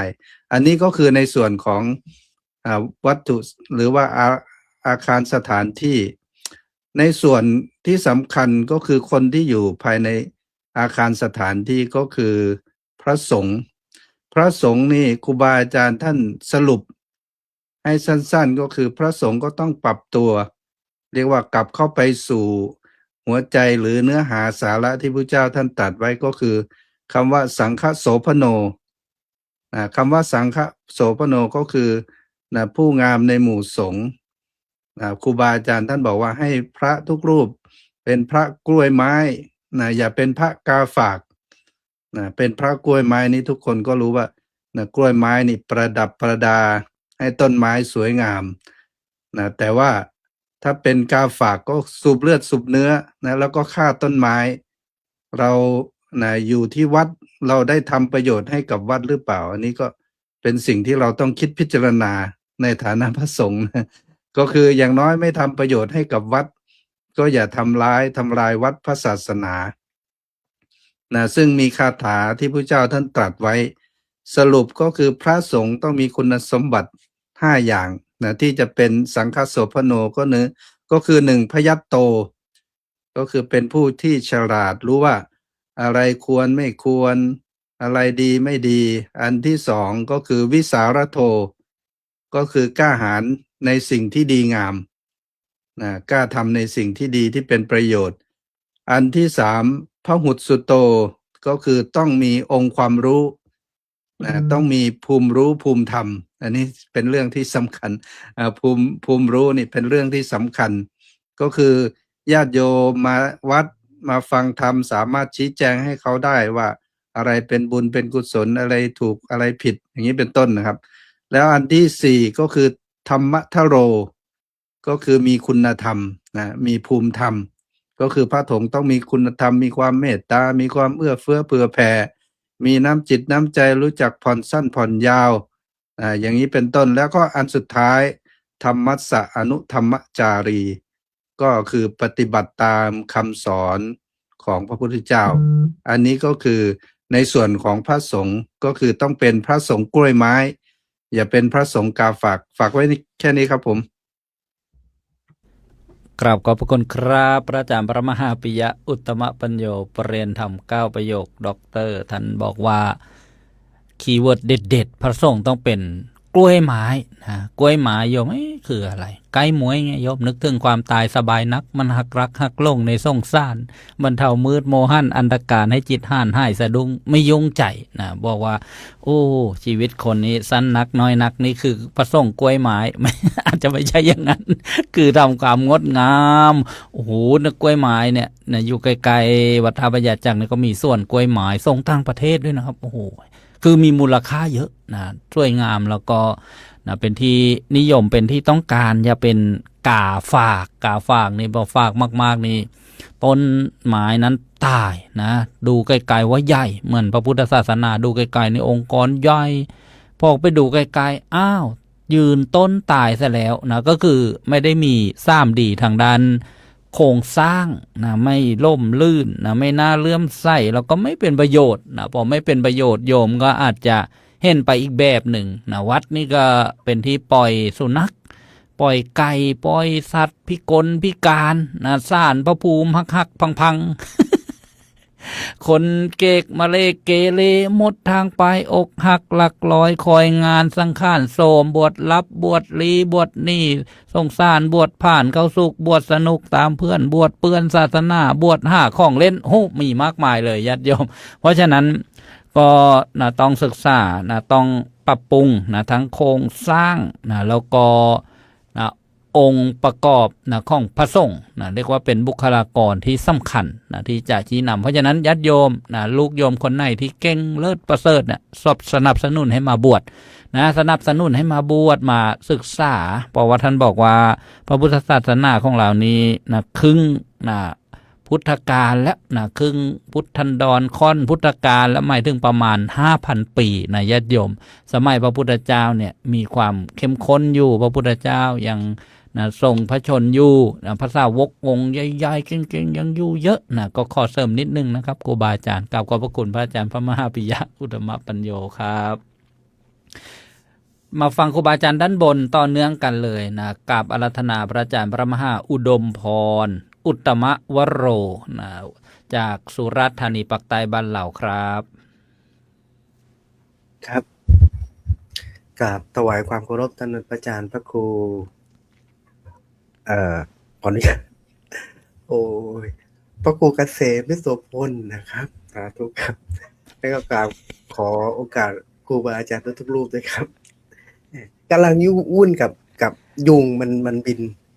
อ๋อ มียุง ครับ เข้ามาในห้องก็เลยอ้าวลืม ในกราบขอพระอาจารย์ผมครับ หัวข้อพระสงฆ์ควรปรับตัวอย่างไรให้เท่าทันกับสังคมที่เปลี่ยนแปลงนะครับ เมื่อกี้ท่านที่เห็นตรงกันก็ในหลายๆเรื่องนะครับ ที่ท่านพระอาจารย์พระมหาภูมิธรรมก็ได้บอกไปแล้วว่าสิ่งที่ซึ่งเป็นสิ่งที่จำเป็นสำคัญที่สุดก็คือ โดยเฉพาะเจ้าวาดนะครับโดยเฉพาะเจ้าวาดก็คือความรู้ครับความรู้เพิ่มเติมถ้าเราไม่มีความรู้เพิ่มเติม ขออภัยนะฮะถ้าเราไม่มีความรู้อะไรใหม่ๆขึ้นมาหรือแบบเนี้ยเราเอาไม่อยู่นะฮะเราอยู่กับชาวบ้านไม่อยู่กับสังคมไม่อยู่ไปคุยกับผู้นำคนนั้นไปคุยกับผู้นำคนนี้เอาไม่อยู่ฮะนะฮะแล้วก็คือต้องเข้าใจว่าชาวบ้านกับพระเนี่ยมันใกล้ชิดกันนะฮะคือส่วนตัวผมยกตัวอย่างผมนะฮะเรามีหมู่บ้านมีตำบลมีชุมชนของเราเนี่ยเราอยู่ใกล้กันมีอะไรก็ถึงกันหมดงานตรงงานแต่งงานบวชงานศพเมื่อคืนก็งานศพก็ไปตี 2ครับผู้ใหญ่มารับโทรมาอาจารย์พอดีลุงเขาเสียอาจารย์มาช่วยหน่อยออกไปตี 1เย็นก็เย็นนะสุราษฎร์นะครับอากาศเย็นมากประมาณ26-27องศาไอเราทำท่าจะหลับผู้ใหญ่โทรไลน์ไปปึ้งนึงกลับมากุฏิประมาณตี 2เกือบตี 3นะฮะไปก็ถามว่าไปทำไมนะฮะก็ไม่ได้ไปทำไมไปอยู่ไปอยู่เป็นเพื่อนเจ้าภาพนะไปอยู่เป็นเพื่อนเจ้าภาพไปแนะนำนู่นนี่นั่นไปนั่งเถียงพระอาจารย์จะเผาวันไหนได้บ้างบอกตายเมื่อคืนเผาวันอาทิตย์ไม่ได้พระอาจารย์วันอาทิตย์นี้วันเกิดคนตายตายแล้วทีนี้ก็เลยบอกวันอาทิตย์ไม่ได้อันเอาวันจันทร์ได้ไหมนะฮะเอาวันจันทร์ได้ไหมเพราะว่าวันจันทร์เนี่ยเป็นวันที่เหมือนพระจันทร์ส่องแสงทำอะไรมันจะได้สว่างพูดไปเรื่อยนะครับผมพูดไปจริงๆแบบนี้จริงๆได้ฮะสุดท้ายโยมก็ไปเผาวันจันทร์อะไรแบบเนี้ยคือพระเนี่ยต้องอย่าไปอยู่กับกุฏินะฮะแล้วก็เห็นด้วยนะครับที่พระคุณเจ้าหลายๆรูปนะพระภิกษุพระหนุ่มเนนน้อยจะเดินออกไปปริวาสบ้างไปจาริกตรงนั้นตรงนี้บ้างแนะนำครับแนะนำเห็นด้วยครับเห็นด้วยไม่อยากให้อยู่กับกุฏิของตัวเองนะฮะอยู่เป็นเจ้าที่กุฏิเป็นเจ้าที่ศาลาสวดเป็นเจ้าที่นู่นนี่นั่นไม่อยากนะฮะอยากให้อยู่แบบนี้นะฮะเพิ่มพูนปัญญาด้วยแล้วก็เพราะว่าถามว่าทำไมถ้าเราไม่ทันโลกเนี่ยเราจะเป็นเหมือนกับเรือที่มันโดนคลื่นตีครับผมเปรียบ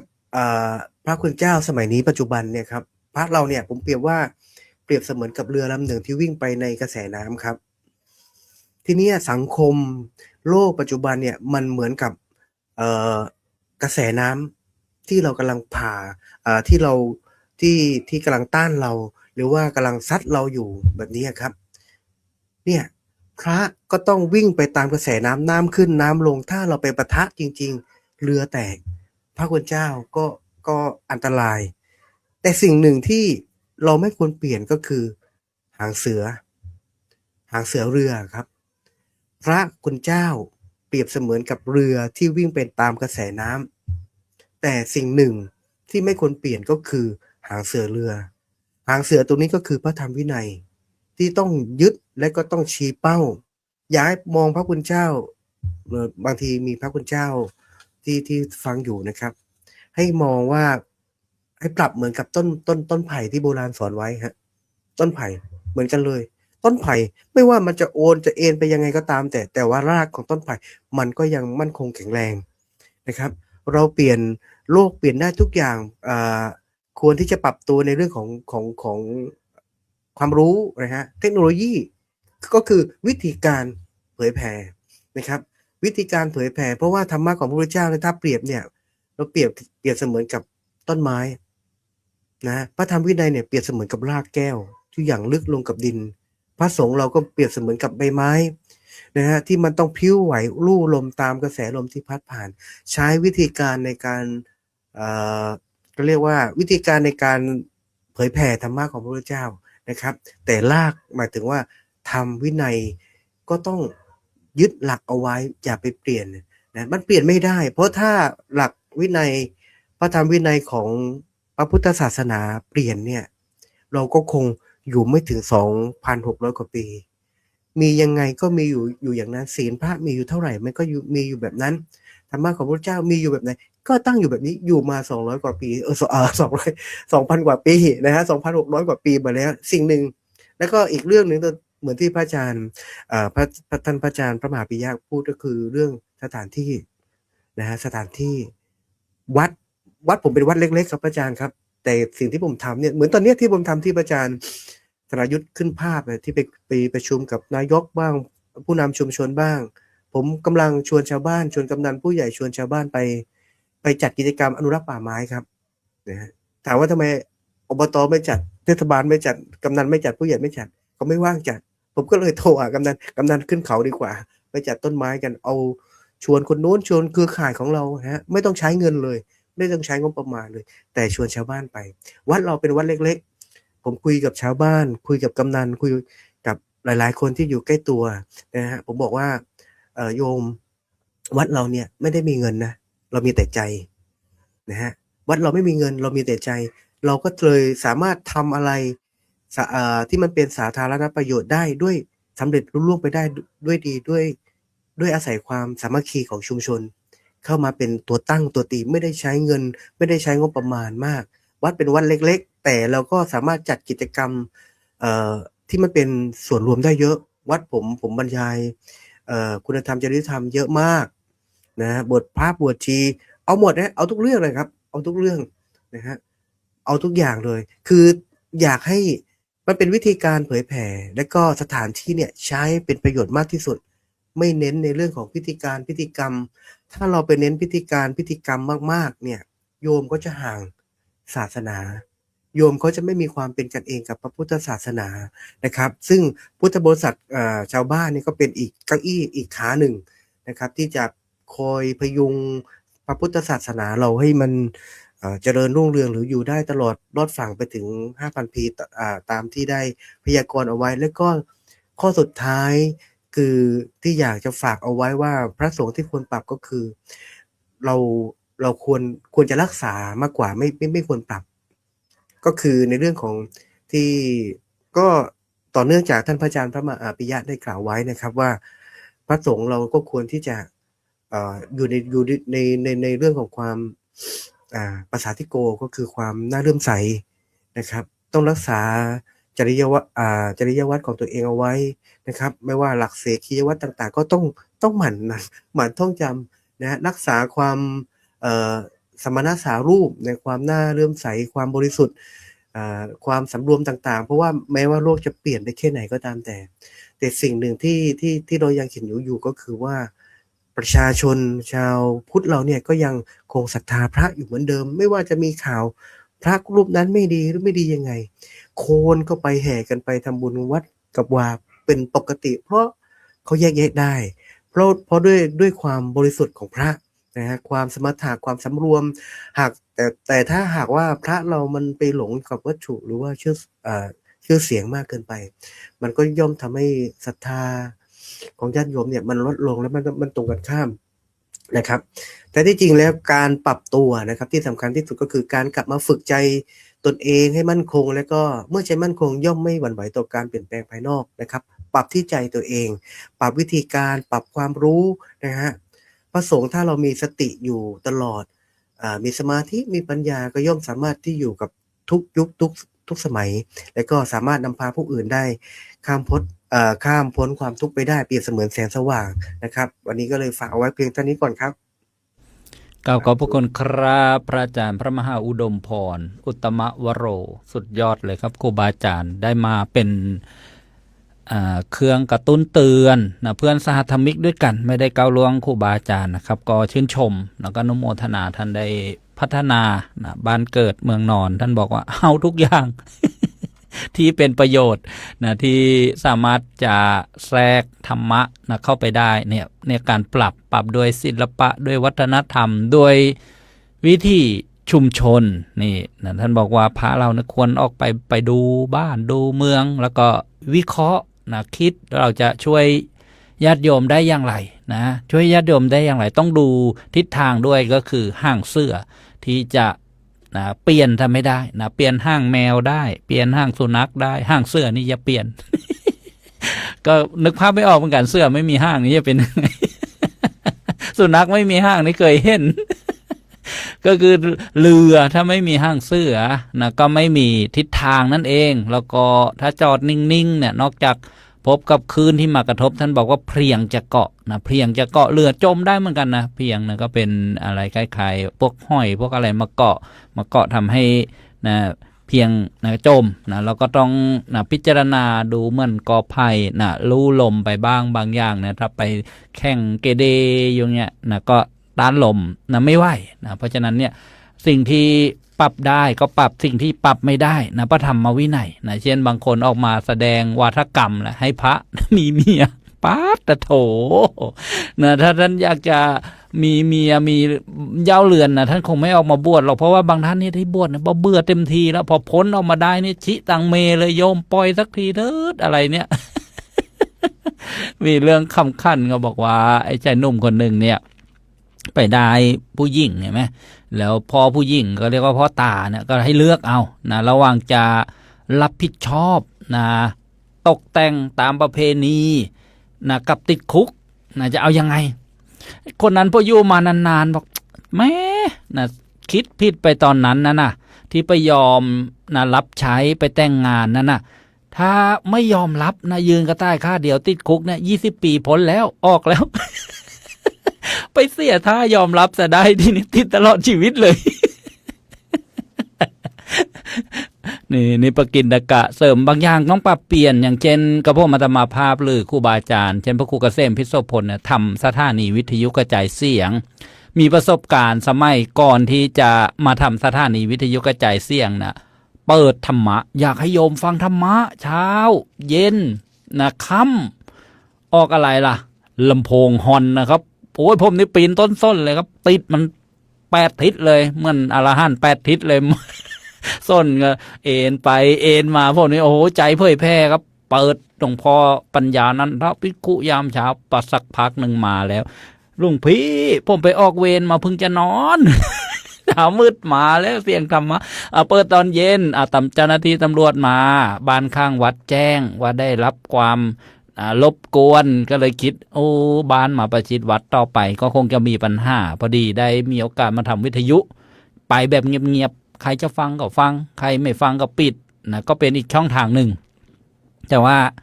เสียงตามสายในวัดก็ยังเปิดอยู่แต่ก็เอาพอประมาณนี่ก็เรียกว่าเปลี่ยนแปลงนะในการทำงานพระพุทธศาสนาโอ้ไปกินนกะมากมายเลยครับครูบาอาจารย์แล้วก็เจริญพรญาติโยมเข้ามาอย่าลืมกดถูกใจกดไลค์กดแชร์กับขอบพระคุณพระอาจารย์พระมหาอุดมพรอุตตมวโรครับที่มาถ่ายทอดหัวข้อสนทนาธรรมค่ำคืนวันนี้ว่าพระสงฆ์นะควรปรับตัวอย่างไรนะให้เท่าทันกับสังคมที่เปลี่ยนแปลงท่านมีทั้งประสบการณ์มีทั้งตัวอย่างมาฟังครูบาอาจารย์ที่ตอนนี้นะอยู่สหรัฐอเมริกาแล้วก็ประสบกับหิมะที่ดูข่าวนะว่าโอ้โหตกหนักมากนะท่านก็โกยทุกวันเลยนะโกยเถอะพระนะไม่ใช่โกยเถอะโยมนะกราบอาราธนาพระอาจารย์พระมหาจิรวัตรอินทวีโรวัดป่าธรรมรัตน์เพนซิลเวเนียสหรัฐอเมริกาครับน้อมถวายความเคารพพระครูเกษมพิโสพลประธานวงเสวนาธรรมและพระธรรมวิทยากรครูบาอาจารย์ทุกรูปครับขอเจริญพรญาติโยมสาธุชนทุกคนทุกท่านวันนี้ก็มาฟัง ธรรมะดีๆกันอีกแล้ว แล้วก็เป็นเรื่องของพระ วันนี้ก็มาฟังเรื่องของพระ ปกติถ้าเกิดให้พูดถึงเรื่องคุณโยมก็อาจจะไม่ค่อยชอบใจนัก แต่ว่าวันนี้พอเป็นเรื่องของพระก็คาดว่าญาติโยมน่าจะให้ความสนใจค่อนข้างมาก เป็นอุปนิสัยโดยปกติของคนไทยเราถ้าเกิดเป็นเรื่องของ ผู้อื่นก็มักจะให้ความสนใจเป็นพิเศษ แล้วก็วันนี้ก็เป็นเรื่องที่มักจะวนเวียนกลับมาว่า พระภิกษุจะต้องปรับตัวอย่างไรในพลวัตของสังคม สังคมไทยก็ดีสังคมต่างประเทศก็ดี พระภิกษุเนี่ยควรจะต้องปรับตัวอย่างไรต่อการเปลี่ยนแปลง ก็เห็นตามจริงที่พระอาจารย์ปิยะแล้วก็พระอาจารย์หลายๆรูปพูดว่าถ้าเกิดเราจะตามการเปลี่ยนแปลงแบบอยู่ตลอดเวลาเนี่ยเราก็ไม่ต้องทำอะไรแล้ว เพราะว่าแท้จริงแล้ว เราก็เคยได้พูดไปในสัปดาห์ก่อนว่า สามัญลักษณะของโลกนี้ แม้พระพุทธเจ้าจะไม่ตรัสรู้ในโลกทุกอย่างล้วนแล้วเป็นอนิจจังทุกขังอนัตตาเกิดขึ้นตั้งอยู่ดับไป เมื่อครูที่พระอาจารย์พูดก็หมดไปแล้วจบไปแล้วเป็นอนิจจังทุกขังอนัตตา เมื่อถึงคราวผมพูดก็เป็นปัจจุบันขณะใหม่แล้วก็เรื่องที่พูดก็จะจบไปอีก หากเราตามการเปลี่ยนแปลงอยู่ตลอดเวลาอย่างนี้ก็จะไม่ทันอะไร เพราะว่าสุดท้ายแล้วเนี่ยก็มัวแต่จะไปตามให้ทัน แต่ว่าโลกนั้นหมุนเร็วมาก ในขณะที่เรากำลังหายใจเรากำลังฟังเสียงธรรมจากสมัชชา โลกไม่เคยหยุดนิ่งกำลังหมุนแล้วก็เปลี่ยนแปลงไปเรื่อยๆเวลาก็ขยับไปสิ่งต่างๆก็ขยับเขยื่อนเคลื่อนตามไปทั้งหมดหากเราจะไปตามให้เท่าทัน การเปลี่ยนแปลงเหล่านั้นก็สุดท้ายแล้วก็คงจะไม่ได้ประโยชน์อะไร เพราะฉะนั้นในความคิดของผมว่าพระภิกษุอย่างเราควรจะต้องปรับตัวอย่างไรให้เท่าทัน ก็เห็นจริงตามที่พระอาจารย์ครูบาอาจารย์พูดคือเราต้องทำรงรักษาความเป็นพระภิกษุ คือรู้ตัวก่อนว่า ตอนนี้เรามาบวชเป็นพระในพระพุทธศาสนาเรามีเพศ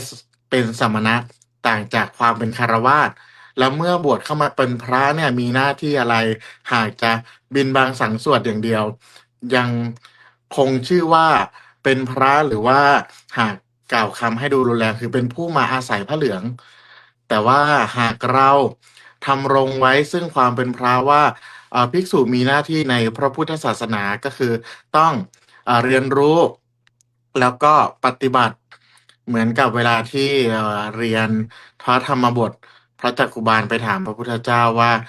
ข้าแต่พระองค์ผู้เจริญเนี่ยธุระในพระศาสนามีอะไรบ้าง ก็มีคันธะธุระวิปัสสนาธุระสายใดสายหนึ่งภิกษุก็ควรทำรงรักษาไว้ให้ดี บางท่านก็สามารถทำรงรักษาไว้ได้ทั้งการเรียนรู้แล้วก็การปฏิบัติ เท่านั้นยังไม่พอก็เป็นอย่างที่พระอาจารย์หลายๆรูปพูดด้วยว่า เราก็ต้องนำออกไปให้ชุมชนด้วย ภิกษุเป็นผู้ขอเรา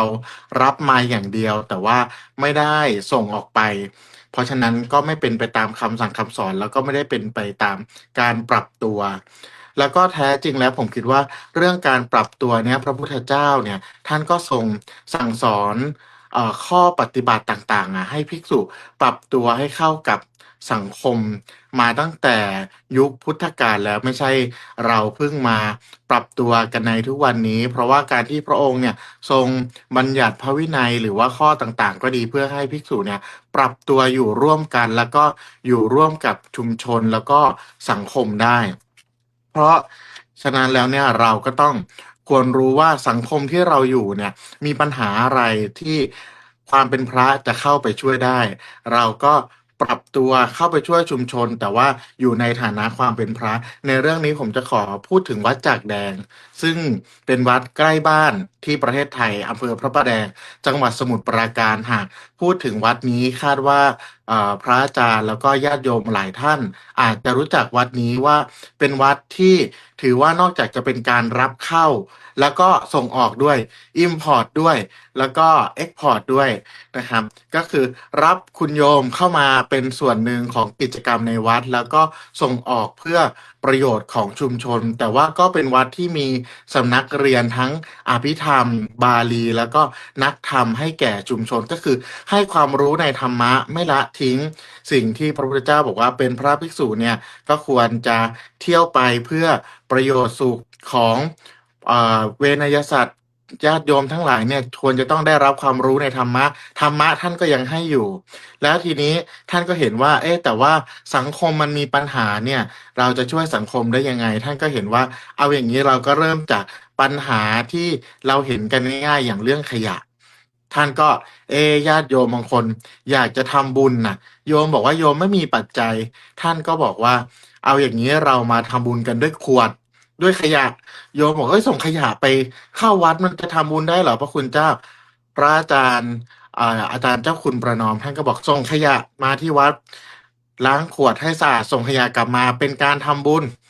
โยมก็ดีใจตอนนั้นผมที่บ้านเนี่ยแม้กระทั่งตัวที่วัดผมเนี่ยก็ร่วมกิจกรรมด้วยนะครับ แยกถุงแยกขยะส่งไปร่วมกันทำบุญกับที่วัดจากแดง เพราะว่ารู้สึกว่าเป็นประโยชน์เราไม่มีปัจจัยมากมายเนี่ยแต่ว่าเราได้ส่งขวดส่งขยะไปทำบุญ แล้วไม่ใช่แค่ส่งขยะไปทำบุญหากเรามีเวลาว่าทางวัดรับจิตอาสาที่จะไปช่วยคัดแยกขยะไปช่วยทำน้ำจุลินทรีย์อะไรต่างๆเหล่านี้ก็เป็นประโยชน์ให้เกิดแก่ชุมชน เพราะฉะนั้นเนี่ยประโยชน์ในทางธรรมะก็ไม่เสียหายประโยชน์ในทางโลกก็ยังคง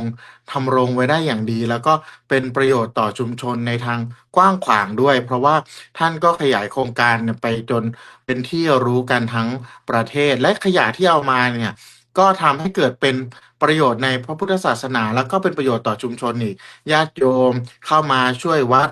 ตัดผ้าเย็บจีวรทำเป็นไตรนำไปถวายพระมีรายได้ให้แก่ชุมชนด้วย เพราะว่าญาติโยมเป็นจิตอาสาก็ดีหรือว่าเข้ามาขอ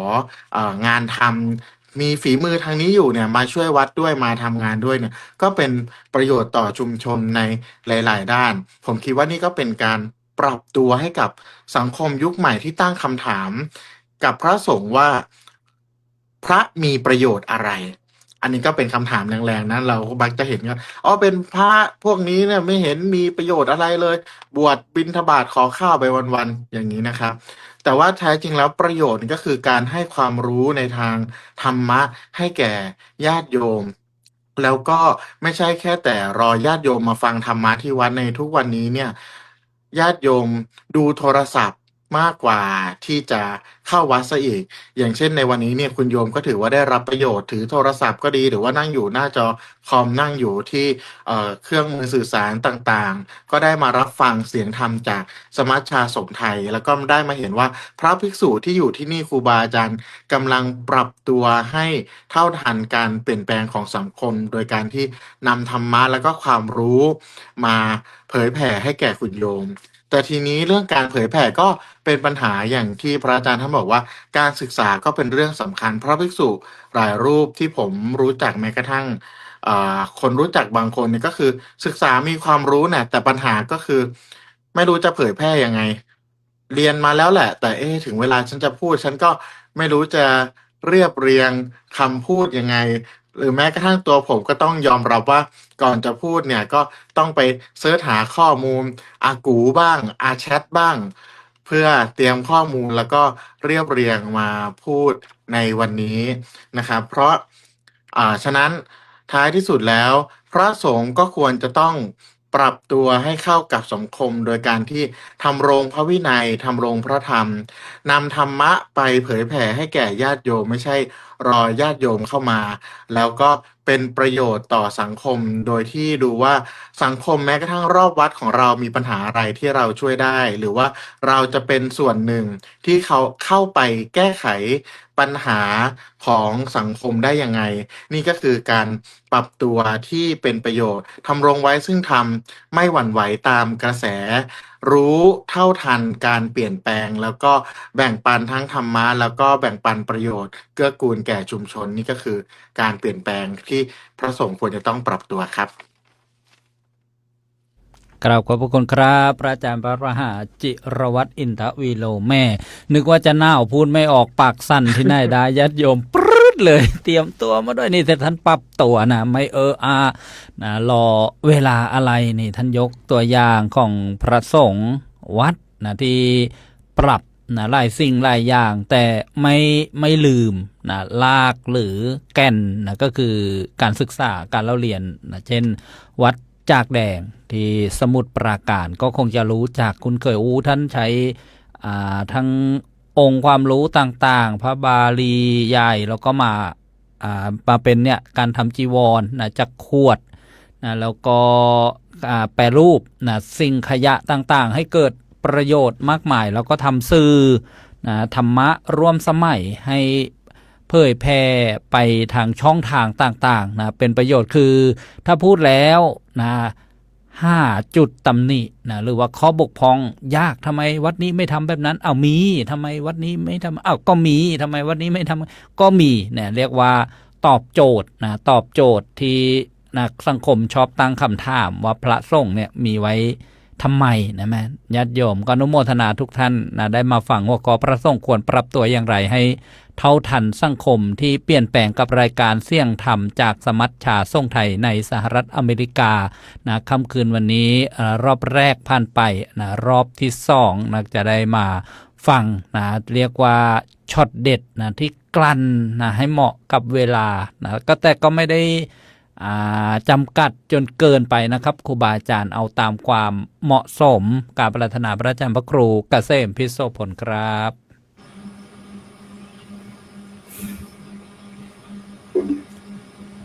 รักษาศีลไว้ให้มั่น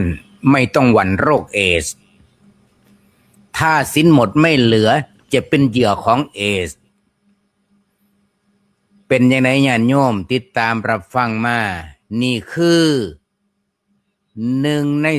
300,000 พระสงฆ์ในประเทศไทยซ้ำนี่เอาบ่พ่อสิตอบโจทย์ได้จัก 0.5 ได้บ่ ก็เกิดมาจากการปรับปรุงเปลี่ยนแปลงถ้าสิพูดถึงก็เหมือนกิ่งกานี่ไปอยู่ใน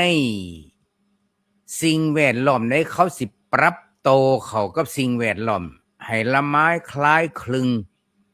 กับสิ่งแวดล้อมนั้นเพื่อเอาตัวรอด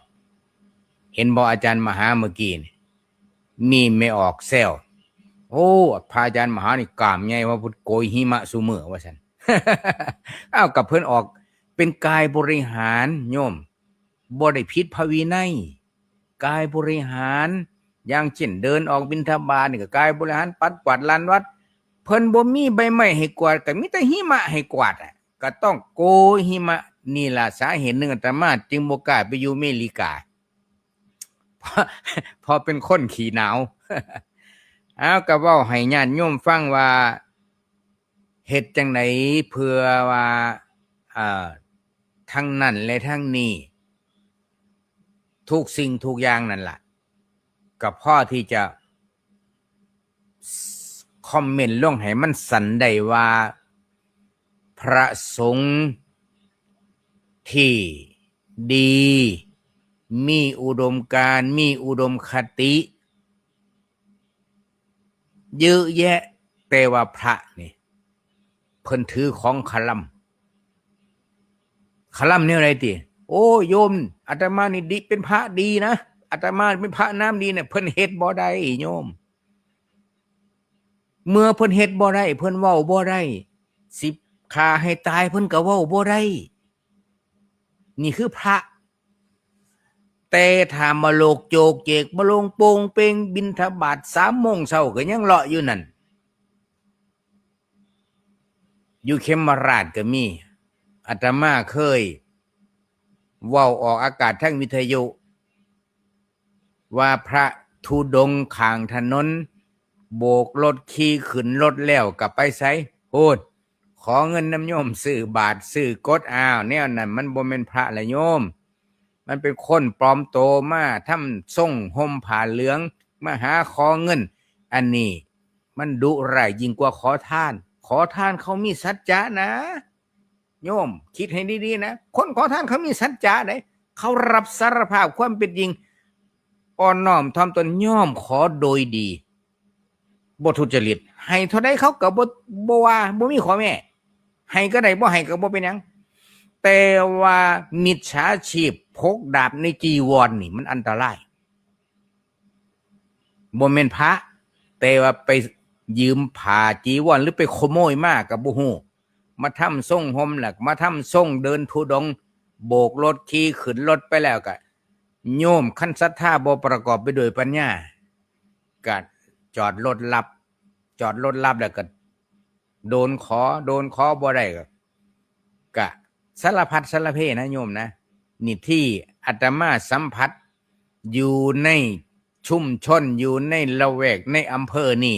อาตมาสิประชาสัมพันธ์ทางวิทยุประจำแต่โยมผู้มักท่านก็โอ้ยอีตนพระธุดงค์อยากได้ยังหาให้อันนี้ก็ซอยเหลือบ่ได้นะเดี๋ยวสิหาว่าการเลือกก็ให้โยมเลือกเอาโยมมักพระแบบไหนก็เลือกเอามักคนปลอมตัวเป็นพระก็แล้วไปอาตมาก็บ่ต่อว่าหยังอันนี้ก็มาสรุปให้ญาติโยมฟังว่านี่ครูบาอาจารย์1 ใน 300,000ของประเทศไทยซ้ำนี่โยมบ่เอาบ่ สมัชชาสงฆ์ไทยในสหรัฐอเมริกาถือว่า1 ใน 300,000ของประเทศไทยนะก็ขอให้ญาติโยมพิจารณาเบิ่งคักๆเห็น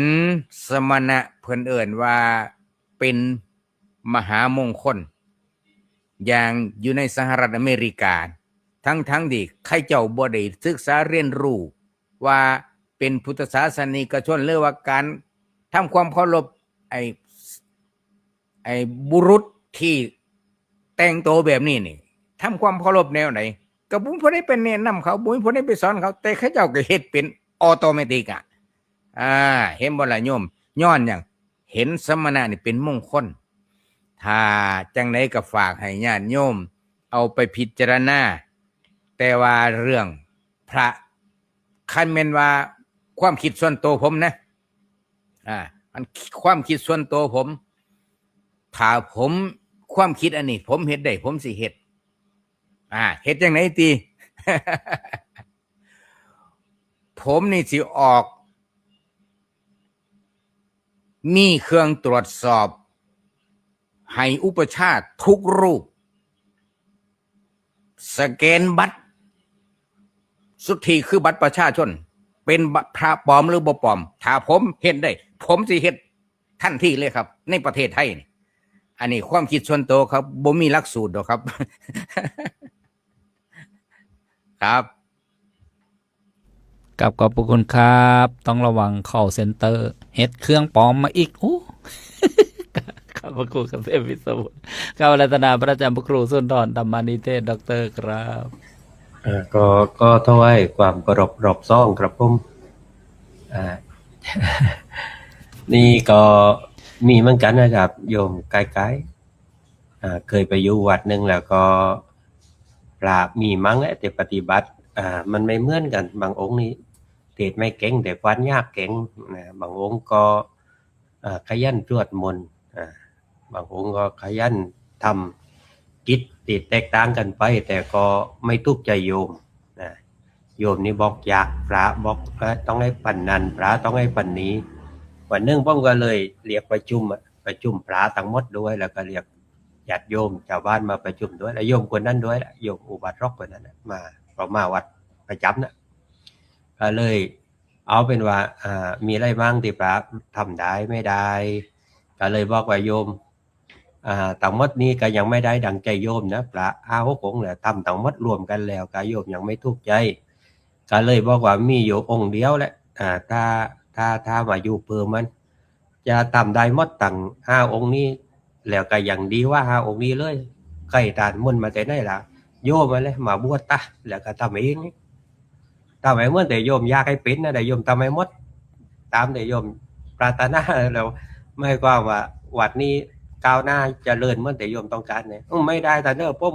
ใกล้เลี้ยงงัวลาวแล้วนู้ย่างแล้วใกล้ตัดลาวแล้วนู้โอ้ลุยแมทนู้ลูกเมียผมก็อย่างสรุปก็คือทำไม่ได้บวชไม่ได้แต่อยากให้คนอื่นทำไม่ได้ก็เหมือนกันนะ พอตึงเห็นโอ้ตาลบวชไอ้นั่นนานเลยนะอย่าทึกเลยนะแต่พอตาโลกเองงั้นตา7 วันพอแล้วนะ15 วันพอเดี๋ยวมันนี่ไปทำงานแล้วโลกเองงั้นอย่าอยู่นานนะแต่ว่าโลกเพื่อนนะย้อยนานนะอย่าทึก คือขาดว่างจากภายนอกนะแต่ว่าอันจริงๆแล้วการปรับตัวของพระเนี่ยที่ให้ทันกับสังคมเปลี่ยนแปลงเนี่ยโดยที่ครูบาอาจารย์เร่งเลยว่าคือไม่ทิ้งหลักและทำวินัยนะผลดีก็จะเกิดขึ้นในวงกว้างก็คือตัวตันเองด้วยต่อศาสนาด้วยแล้วก็ต่อสังคมโลกด้วยนะเมื่อธรรมะเข้าถึงใจคนมากขึ้นเนี่ยปลาเข้าใจโลกเข้าใจปัญหาชีวิตของคนยุคใหม่ตานก็จะแสดงธรรมตรงใจโยมเรียกว่าฟังแล้วเก็ตเข้าใจง่ายตอบคำถามชีวิตจริงคนฟังรู้สึกว่าธรรมะอยู่ไม่ไกลตัวหรอกแต่ก็ไม่ลาซ้อไม่ด้วยนะคนรุ่นใหม่ก็จะกลับมาไกลวัดมากขึ้นนะปราที่ซื่อซ่านเป็นเนี่ยเข้าใจความคิดคนรุ่นใหม่เนี่ยทำให้คนรุ่นใหม่เนี่ยกล้าที่จะก็หาปลากล้าที่จะเล่นกับปลาไอ้ที่ไม่อันก็หาปลาบอเล่นกับปลาไม่โต๊ะไปจะเล่นปลือ ไม่รู้ตั้งตอนปือไปตึ้งกะอาตมาอยู่หมาเจ้าวัดไม่รู้ว่าเจ้าวัดอยู่ตรงไหนอาตมาอยู่ปอบได้ไหมใครอาตมาแล้วปลายอาตมามั้งผมเนี่ยบางทีอยู่ในชุมชนปีน้องมุสลิมเนี่ยเราทับรถตุ๊กไปเราไปตึ้งอยู่กลางทางวักมือรถตุ๊กเสร็จโยมอาตมาอีไปวัดเนราชนิติแกก็บอกขึ้นเดียวอาตมาไปตรงว่ะแกก็อาตมาเหมือนกันไม่แกก็เกรงใจว่าเล่นกับพระปั่นปลือเนี่ยนะครับบอกตามบายอยู่นี่ต่อวันที่3 กุมภานี้ก็นิมนต์ให้ไปบรรยายกับพยาบาลในจังหวัดสตูลเนี่ยที่ดูแลพระอาพาธด้วยเรื่องที่ว่าอีแรงกับปลาปั่นปลือให้ทุกเพราะว่าส่วนหมากันพยาบาลจะเป็นมุสลิมวันนี้นะก็จะไม่เข้าใจเรื่องวัฒนธรรมของพุทธก็เลยนิมนต์พระให้ไปช่วยพูดคุยว่าถ้ามีพระไม่บายอาพาธเข้าไปในโรงพยาบาลเนี้ยพยาบาลควรจะปฏิบัติกับพระอย่างไรจะไม่ผิดพระธรรมวินัยการแต่งกายต้องเปลี่ยนจุดไล่ไม้หรือว่าการพูดอย่างไรการถวายอาหารควรจะเป็นอย่างไรให้ต่างๆแล้วเนี่ยก็จะได้ทำความเข้าใจแล้วก็อยู่รวมกันได้หรือว่าเตนังปลาเนี่ยควรจะแยกมาจากคนตัวไปไม้เพราะว่าบางคนผมเนี่ยไปนั่งอยู่เราไปคนเล็กอุตส่าห์นั่งลบติดมุมแล้วสักพักนึงทีมันก็เริ่มมากขึ้นคนมากขึ้นตึงกาคนนึงกลุ่มมีญาติเรียบร้อยมาถึงการนางเบียดปลาเลยปลาก็ไปต่อไม่ได้แล้วติดกว่าแล้วนะก็เลยต้องยกขึ้นไอ้คนนะใครตามมาทีหลังก็กันเลยอะไรปลาไปนั่งกับโยมแต่จริงโยมมานั่งกับปลาไม่ใช่ปลาไปนั่งกับโยมแต่ว่าเขาหมายตอนล่างเลยจะต้องปรับตอนล่างก็ดีขึ้นทางโรงพยาบาลก็เลยจัดตีว่าจะพอปลาอันปลาก็เลยเป็นตีพึงตั้งใจด้วยในยามที่วิกฤตเนี่ยเห็นไหมน้ำท่วมนี้วันนี้ก็ตามแล้วปันเปลือน้ำท่วมไปนะไปนอนร่าลาวัดเนาะเมื่อตอนโควิดก็เหมือนกันนะติดปักคอยอะไรต่างๆก็ได้ร่าลาวัดนะจนกระทั่งปลากระตกด่าย่อมไม่ย่อมด่าแต่เพื่อหลักร่าคนที่ว่าก็กำลังเจอปัญหาความทุกข์ไม่รู้ไปไหนแล้วนะเตพักไม่พอแล้วปลายังมีติรับเตนอนายนะคนเดี๋ยวก็กลัวก็ไม่กล้าที่จะเข้าวัดพรกันนี่นะแต่สุดท้ายมาเข้าใจวัดต้องเป็นที่พึ่งให้ได้สังคมเต็มไปด้วยความเครียดนะความซับซ้อนอันปราดจึงจะต้องรู้ทันสังคมและหลับฟังความทุกข์ของโยมแนะนำโดยเมตตาและก็ประคองใจคนอย่าให้ลงทางอย่าให้สิ้นหวังด้วยนะนั้นศรัทธาพุทธศาสนาก็จะเพิ่มขึ้นถ้าปปลาปฏิบัติดีนี่ก็นี่ก็เยาวชนต่อชาวลาวนี่เพิ่งนั่งเรื่องมาเด็กเดียวบอกเงินปลาจานไปนั่งคุยเรื่องปัญหาของอะไรนะอะไรของกลุ่มเยาวชนของจิตอาสาจังหวัดสตูลก็ต้องมีกลุ่มก็ว่าเยาวชนจิตอาสาชายข่าววัดมัสยิดชื่อเขานะกลุ่มเยาวชนจิตอาสาชายข่าววัดมัสยิดมีต่างพุทธต่างมุสลิมคุยกันเรื่องของเรื่องไอ้สุรานะเรื่องการรณรงค์อดสุรานี่ก็มาคุยกันที่สำนักงานของบุญพ้มเนี่ยครับนะคุยกันแต่ก็ไม่มีปัญหาอะไรเรื่องของความรู้สึกว่าไอ้ความแตกต่างมันก็เป็นความงดงามเหมือนดอกไม้ที่หลากหลายศรัทธาเกิดได้ก็โดยการไม่บังคับไม่ต้องเชื่อ แต่ก็ให้ฟังหลักฟังอย่างเข้าใจนะปลาที่เข้าใจโลกจะไม่ทุกมองว่าอยู่นอกสังคมอยู่นอกโลกนะแต่เข้าใจในชีวิตของคนที่อยู่ในโลกศาสนาจะกลับมาเป็นส่วนหนึ่งของคนในชีวิตประจำวัน จะไม่ได้เป็นแค่พิธีกรรมนะแต่สามารถจะทำกิจกรรมรวมกับชุมชนสังคมได้ปลาเองก็อยู่ในสมณเพศอย่างมั่นคงแล้วก็มีความสุขด้วยนะปรูต่อต้านสังคมช่วยปลาไม่ทับซ้นกับกระแสโลกที่มันเปลี่ยนรู้จักวางใจถูกต้องแล้วก็ดำรงความเป็นสมณะอย่างสง่างามนะรู้โลกแต่ไม่ทุกโลกลอก วันนี้ผมก็ตกลอกเลยไม่ตรงปอกส่งข้องหมายทางออนไลน์ไอ้เต๋เราเล่นโอ้มันตรุ้งตัวมั่วเนาะพอได้มาถึงได้เก๋วนี่วะ ว่าย่อยใส่กล้องในหมากมาตึงปั๊บพอตั้งกล้องก็หยุบเลยมันบางในพลาสติกในกล้องแต่ราคาเสนอมาเนาะบอกเนี่ย1,000 ว่าบาทลดเลือด430 400 ว่าบาท450สุดท้ายนะแต่ไปเจอตามนั้นก็น่าจะต้อง300ได้ เนี่ยว่าตรุ้งตัวมั่วโนตะเล่แล้วแต่นี่เราลงไม่ถึงเม็ดเตี้ยมันนั่งประกอบอยู่ สังคมมันมีเข้มติดทางจิตใจนะก็คือพระเนี่ยทำหน้าที่เป็นตัวอย่างของความสงบจิตคุณธรรมแต่ก็ช่วยเป็นเลขให้กับโยมนะเกินเป็นสติให้กับโยมหลวงอาจจะเปลี่ยนเร็วแต่ธรรมะช่วยเป็นเลขอาย ศาสนาเป็นเลขอายอย่าให้เร็วแรงโยมนะเราเรียกว่าเรารับตัวได้ดีธรรมะมีชีวิตสังคมมีที่พึ่งไม่ใจเพื่อให้ความทันสมัยมันพาไปจนลุ่งไล่แต่เพื่อให้เข้าใจแล้วก็อยู่กับความเปลี่ยนแปลงได้ก็ถือว่าไม่พลักไสและก็ไม่ดึงเข้ามาให้ตัวเองเป็นทุกข์แต่อยู่กับสิ่งที่มันเกิดขึ้นให้ได้และชีวิตจะเป็นสุขกับผม ขอบพระคุณครับพระอาจารย์พระครูสุนทรธรรมานิเทศด็อกเตอร์นะก็ควรจะมี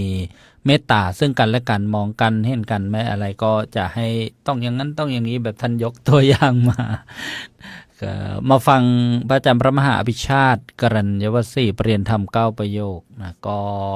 รอบแรกเสริมได้นะครับที่ตกค้างหรือว่ายังไม่หมด ครับพระรัตนาครับ ทดเวลาด้วยเลยทดเวลา กับทดเวลาครับ รอบ2ครับเอาเป็นประเด็นเล็กๆน้อยๆนะฮะแต่อาจจะหลายประเด็นนะก็ถามว่าเราอะไรนะพระสงฆ์ควรปรับตัวอย่างไรในให้เท่าทันสังคมที่เปลี่ยนแปลงนะฮะก็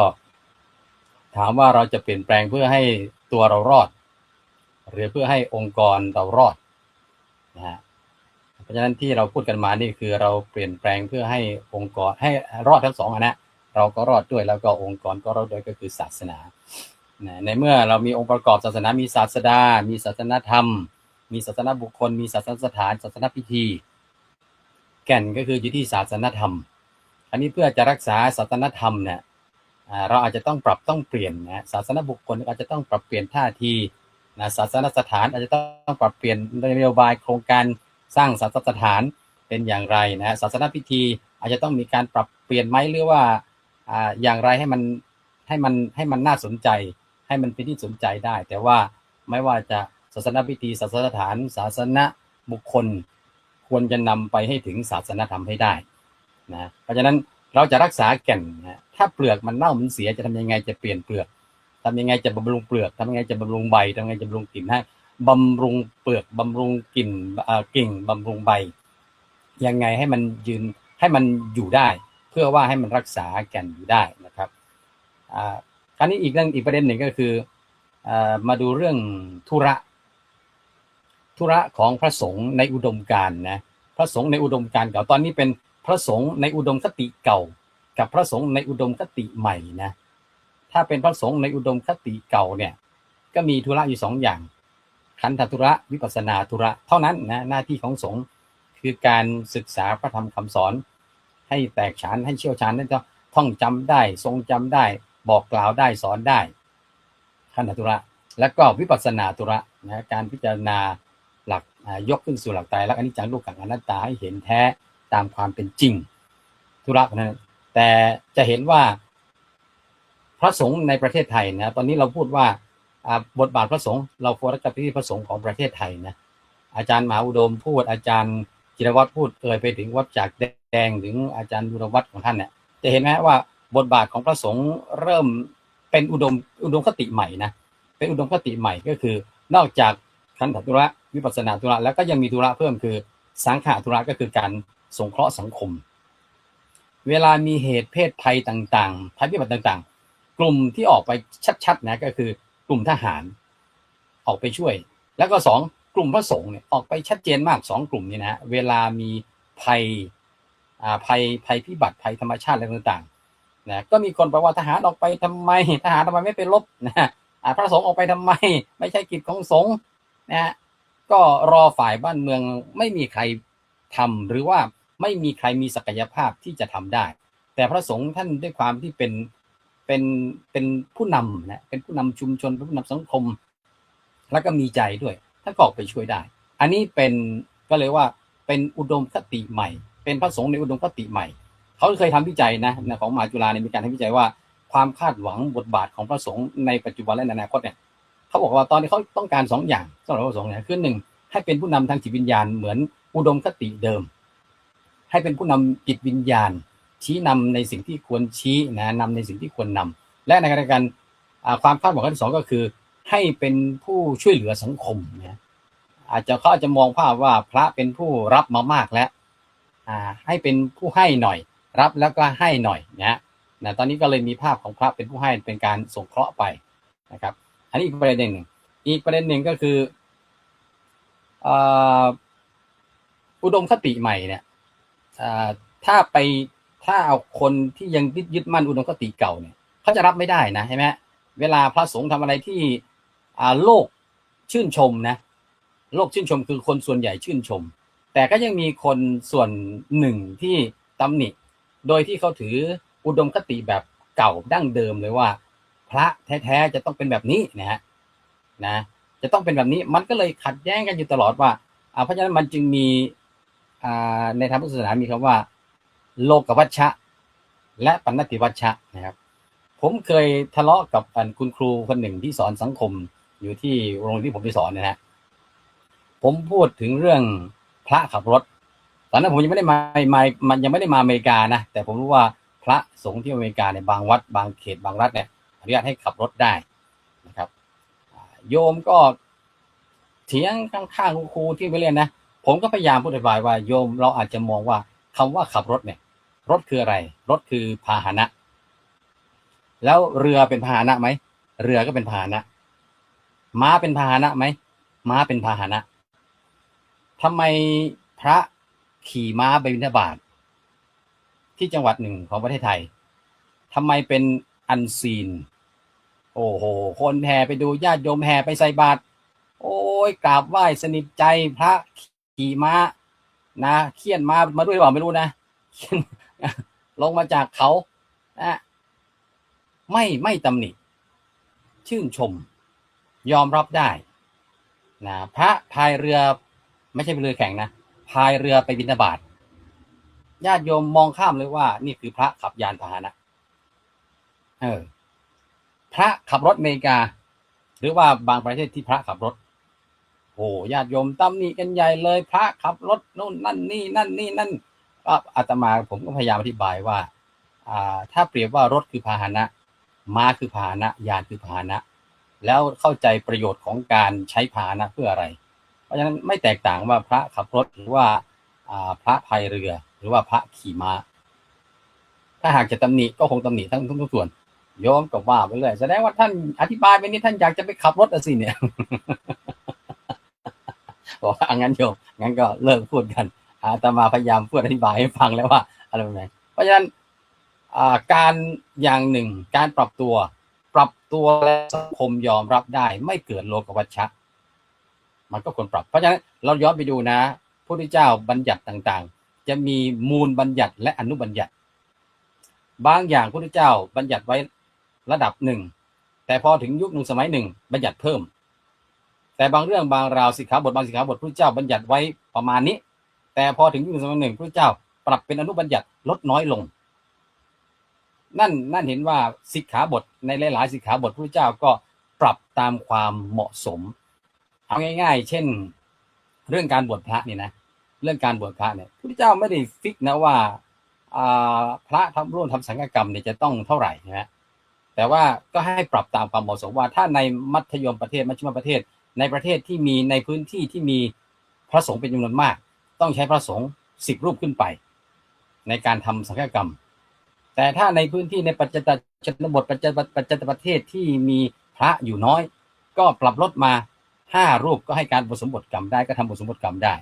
นั่นคือความปรับยืดหยุ่นของพระพุทธเจ้าให้ช่องไว้แล้วว่าอานนท์หลังจากเราปรินิพพานไปแล้วเนี่ยอนุญาตให้ถอนสิกขาบทบางสิกขาบทได้แต่เพราะว่าไม่ได้มีการถามตอบชัดเจนว่าสิกขาบทเล็กน้อยคืออะไรเท่านั้นเองเพราะฉะนั้นต้องยอมรับความเป็นจริงอย่างหนึ่งว่า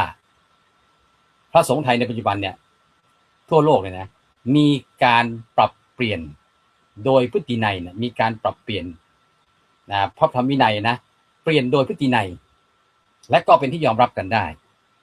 นะญาติโยมสังคมโลกวัชชะไม่ตำหนิถือว่ายอมรับได้ในการปรับเปลี่ยนนี้แต่ว่าเราไม่สามารถปรับเปลี่ยนโดยนิตินัยได้เหมือนที่หลวงพ่อเกษมพูดแรกอะโอ้พูดเรื่องว่าเนี่ยมันพูดยากนะพูดเรื่องพระพูดของเราเองเนี่ยพูดเราเองมันเหมือนตีความเข้าข้างตนเองหรือเปล่าหรือว่าอะไรต่างๆเนี่ยเพราะฉะนั้นก็เรื่องนี้ก็คือสังคมเมื่อยุคสมัยเปลี่ยนก็ต้องมีการปรับเปลี่ยนเพื่อความอยู่รอดได้หลวงพ่อบอกว่าเช่นหลวงพ่อพระกุฎีบอกว่าตัวกิ้งก่านะเปลี่ยนสีอยู่ได้อีเนี่ยผมก็ยกยีราฟแล้วกันนะฮะ ยีราฟ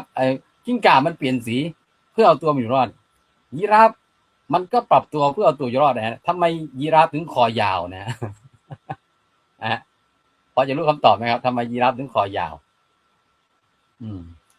มันไปเกิดอยู่ในพื้นดินทะเลทรายนะมันไม่มีหญ้ากินมันมีแต่ต้นไม้ต้นสูงมันก็เลยต้องยืดคอขึ้นไปนะยืดไปเพื่อให้ได้กินใบไม้เพื่อรอดได้อันนี้ก็ฝากเป็นข้อคิดว่าอยากจะรอดเนี่ยถ้าอยากจะรอดในสังคมที่เปลี่ยนแปลงมันก็ต้องมีการปรับตัวแต่ว่าต้องไม่เสียหลักนะครับขอบพระคุณครับแม่ฟังเพลินเลยครับโอ้โห EP เดียวนี้คงไม่จบหรือไงเนี่ยเรื่องนี้นะ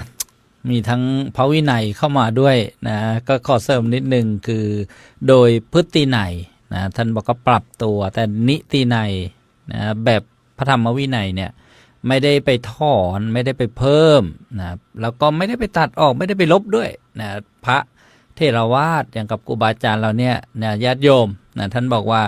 ทนอาบัติเอานะแต่ว่าก็ปรงอาบัติเอานะอันนี้คือการละเมิดเล็กๆน้อยๆบางสิกขาบทที่จะต้องปรับเปลี่ยนไปนะก็มีความเป็นมามีความเป็นไปเนี่ยโยมก็ต้องเห็นใจด้วยนะถ้าท่านมาแบบว่าอาจจะเป็นนิกายอื่นอย่างที่เราเห็นในโลกเนี่ยอันนี้ก็งั้นก็แยกออกมาเลยถ้าอย่างนี้นะลำบากไปแต่ว่าด้วยบริบทต่างๆองค์รวมต่างๆนี่ก็เป็นนะความงดงามอีกอย่างหนึ่งนะญาติโยมก็ขออนุโมทนาญาติโยมนะที่เข้ามารับชมรับฟังนะทุกท่านค่ำคืนวันนี้หัวข้อพระสงฆ์ควรปรับตัวอย่างไรให้เท่าทันสังคมที่เปลี่ยนแปลงรอบที่2นะก็มาฟังนะช็อตเด็ดนะรับรองโยมต้องนะตื่นตาตื่นใจแน่นอนกับปรารถนาพระอาจารย์พระมหาภูมิธรรมครับกราบครูบาอาจารย์รอบ2ครับผมหัวข้อที่ว่าพระสงฆ์ควรปรับตัวอย่างไรให้เท่าทันสังคมที่เปลี่ยนแปลงนี่คือกระทู้ธรรมที่อาจารย์มหาปิยะตั้งให้ครูบาอาจารย์ทุกรูปมาอธิบาย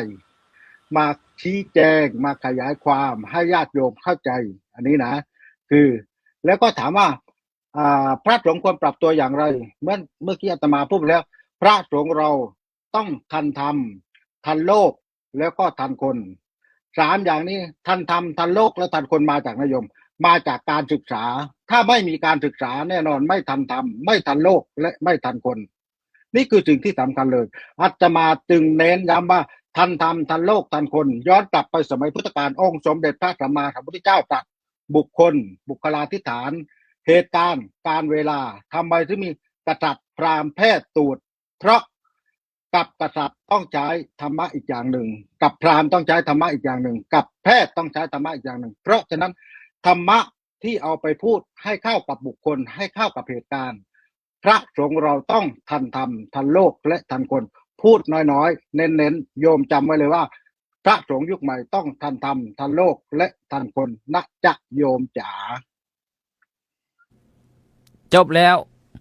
ครับขอบคุณครับอาจารย์ ช็อตเด็ดช็อตเด็ ท่า ด นทำท่านโลกท่านคนนะครับ ก็มาฟังครูบาอาจารย์รูปต่อมากับอารัธนาพระอาจารย์พระมหาปิยะครับ ครับขอโอกาสรอบสองนะครับจริงๆแล้วพระพุทธเจ้าท่านก็ได้วางหลักไว้การปรับตัวสิ่งที่สำคัญที่พระองค์ตรัสไว้ในสัพปริสธรรม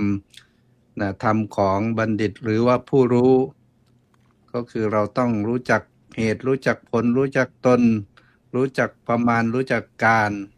รู้จักชุมชน รู้จักบุคคล สรุปแล้วก็คือก็ต้องปรับตัวไปตามบริบทของสังคม ขอยกตัวอย่างเคยเดินทางไปร่วมประชุมที่ไต้หวันนะครับประชุมชาวพุทธนานาชาติไปประชุมที่ไต้หวันนี่ทั้งญาติโยมทั้งพระสงฆ์นี่เวลารับประทานอาหารนี่เขานั่งโต๊ะเดียวกันถ้าคนไม่รู้ว่าทำไมถึงนั่งโต๊ะเดียวกันทำไมไม่ให้เกียรติพระเจ้าพระสงฆ์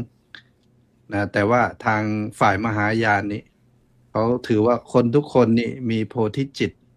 ก็คือสามารถที่จะบรรลุธรรมได้คนทุกคนนี่ต้องให้ความเคารพซึ่งกันและกันอย่างนี้เป็นต้นนะครับก็คือเรียกว่าชุมชนแต่ละชุมชนนี้ก็ไม่เหมือนกันอย่างครูบาอาจารย์บางรูปมาที่ต่างประเทศมาแล้วท่านใส่รองเท้าแตะโยมก็ตำหนิบอกว่าทำไมท่านใส่รองเท้าแตะต้องใส่รองเท้าหุ้มส้นเพราะอยู่ต่างประเทศเดี๋ยวเดินไปลื่นหิมะประสบอุบัติเหตุเข้าโรงพยาบาลค่ารักษาโรงพยาบาลนี่หลายหมื่นหลายแสนท่านจะทำยังไงอะไรอย่างเงี้ยคือก็เรียกว่าบริบทของแต่ละท้องถิ่นแต่ละที่ก็ไม่เหมือนกันอย่างที่ครูบาอาจารย์ท่านยกตัวอย่างก็คือมหาประเทศ4เนี่ยซึ่งคนที่เป็นผู้รู้เป็นบัณฑิตก็ต้องศึกษาต้องทำความเข้าใจแล้วก็จะปฏิบัติได้ถูกต้องอย่างไปประชุมที่ฮ่องกงพระเจ้าพระสงฆ์เนี่ยเวลาเข้าไปในศาลาที่มีพระพุทธรูปเนี่ยท่านจะไม่นิยมเปิดไหล่ต้องคุมให้หมดนะครับเรียกว่านุ่งสบงทรงจีวรนี่คุมให้หมดแม้กระทั่งสวมถุงเท้าใส่รองเท้าหุ้มส้นนั่นถือว่าเป็นการแสดงความเคารพต่อสถานที่อย่างพระสงฆ์ไทยเราเนี่ยถ้าไปใส่รองเท้าหรือว่าใส่ถุงเท้านี่หรือว่าคุมเรียกว่าคุมปิดมิดหมดเลยนี่ก็ถือว่าไม่เคารพแต่ละสถานที่ก็ไม่เหมือนกันฉะนั้นการศึกษาเพื่อทำความรู้ความเข้าใจเกี่ยวกับบริบทของสังคมนี้ก็เป็นสิ่งที่จำเป็นที่เราต้องทำความเข้าใจก่อนที่จะไปตรงนั้นตรงนี้อันนี้ก็ถือว่าเป็นเรื่องที่สำคัญที่จะอยากจะฝากครูบาอาจารย์แล้วก็ญาติโยมไว้ครับผมกับขอบพระคุณครับต่อเนื่องเลยครับกับอาราธนาพระอาจารย์พระมหาอุดมพรครับทุกครับในรอบสุดท้ายนะครับเราก็ยังอยู่กับความเปลี่ยนแปลงนึกถึงที่จริงเรามีการเปลี่ยนแปลงอยู่มาตั้งแต่พุทธกาลแล้วครับนึกถึงผ้าอาบน้ำฝนนะฮะผ้าอาบน้ำฝนพระเมื่อก่อนพระไม่มีผ้าอาบน้ำฝนโยมอุบาสิกาไปกราบทูลขอพระพุทธเจ้านะฮะก็พระพุทธองค์ก็ทรงอนุญาตนะครับอันนี้คือนึกถึงหลวงพ่อพระครูเกษมพิสุทธิ์ผลได้ตอนเบื้องต้นได้กล่าวเปิดหัวไว้ว่าในเรื่องของมหาประเทศ4นะครับอันเนี้ยโดยเฉพาะพระพูดถึงพระเราเนี่ยควรที่จะยึดตรงนี้ด้วยผมทุกวันเนี่ยผมยึดนะฮะแต่ผมจำไม่ได้ว่าพูดเรื่องอะไรบ้าง ผมยึดนะครับผมจำได้ฮะผมจะทำอะไรผมจะเอาตัวนี้มาตั้งนะฮะอันนี้ทำได้ไหมอันนี้ทำได้ไหมผมด้วยเราผมเป็นคนที่ชอบศึกษาหาความรู้อยู่ตลอดเวลาความรู้ด้านศิลปะผมก็มีเมื่อปีที่แล้วเนี่ยฮะมีหอศิลป์เป็นแกลเลอรี่ที่เกาะสมุยHouse and Lucy ฮะซึ่งมีสาขาทั่วโลกเขาก็เป็นมาเปิดนิทรรศการที่นั่นแล้วก็ผมเป็นพระรูปเดียว นะฮะในโลกที่ได้เข้าไปไปอยู่ตรงนั้นนะครับในนั้นเขาจะมีชาวยุโรปเยอะมากครับยุโรปมากเยอะมากเชิญผู้ว่ามามียุโรปมากคนไทยน้อยมากนะครับทีนี้ในงานเนี่ยเขาจะจัดเป็นยุโรปเขาก็เสิร์ฟน้ำเขาชาวบ้านเขาก็ยกแก้วแชมเปญนะฮะพอดีมีโยมอีกคนนึงแกเป็นอาจารย์แกก็เลยบริกรก็เดินมาแล้วก็เสิร์ฟแกหยิบมาให้นะฮะผมทำไงอาจารย์เราต้องถือแก้วเดินไปกับญาติโยมที่เขายืนในหอศีลที่มีฝรั่งเราเป็นพระผมก็นึกถึงมาประเทศสี่ผมก็จะทำยังไงผมก็ยังมีความระลึกได้นะครับก็เลยไปหาเก้าอี้แล้วนั่งดื่มเนี่ยไอ้แบบเนี้ยครับเราปรับเปลี่ยนกันได้นะครับทีนี้สังคมมันเปลี่ยนทั้งวิถีความเทคโนโลยีวิถีชีวิตต่างๆนะครับเดี๋ยวนี้ผมไปกรุงเทพผมโตที่ผมอยู่กรุงเทพประมาณ15-16 ปีนะครับพอเราเข้าไปกรุงเทพอีกครั้งหนึ่งผมไปมองที่ป้ายรถเมล์เมื่อก่อนเวลาเรายืนที่ป้ายรถเมล์เราต้องใช้เงื้อหารถนะฮะรถนี้สายนี้ถ้าเราไม่ไปคอยชะเง้อเนี่ยเราตกรถครับแต่เดี๋ยวนี้เด็กๆหรือว่าคนทั่วไปเขาไม่ทำเหมือนเรานะเขาไม่ทำเหมือนเราพวกนี้มันนั่งก้มแต่มือถือแล้วเลยเดี๋ยวนี้คนไม่ได้มาจ้องหน้าไม่ได้มาเห็นหน้ากันหันหน้าเข้าหากันแบบนี้เลยมันหันหน้าเข้ามือถือทุกอย่างมันเปลี่ยนไปหมดแล้วแต่พระเนี่ยไม่เปลี่ยนนะครับพระจะเปลี่ยนก็แค่ปรับนะฮะปรับให้มันดีขึ้นกว่าเดิมนะครับสังคมอาจจะเปลี่ยนเทคโนโลยีความก้าวหน้าวิถีชีวิตความแตกต่างต่างๆแต่พระธรรมก็ยังเป็นเหมือนเดิมนะฮะพระสงฆ์ก็จึงควรมั่นคงอยู่ในหลักธรรมในธรรมวินัยนะครับแต่ก็สามารถที่จะ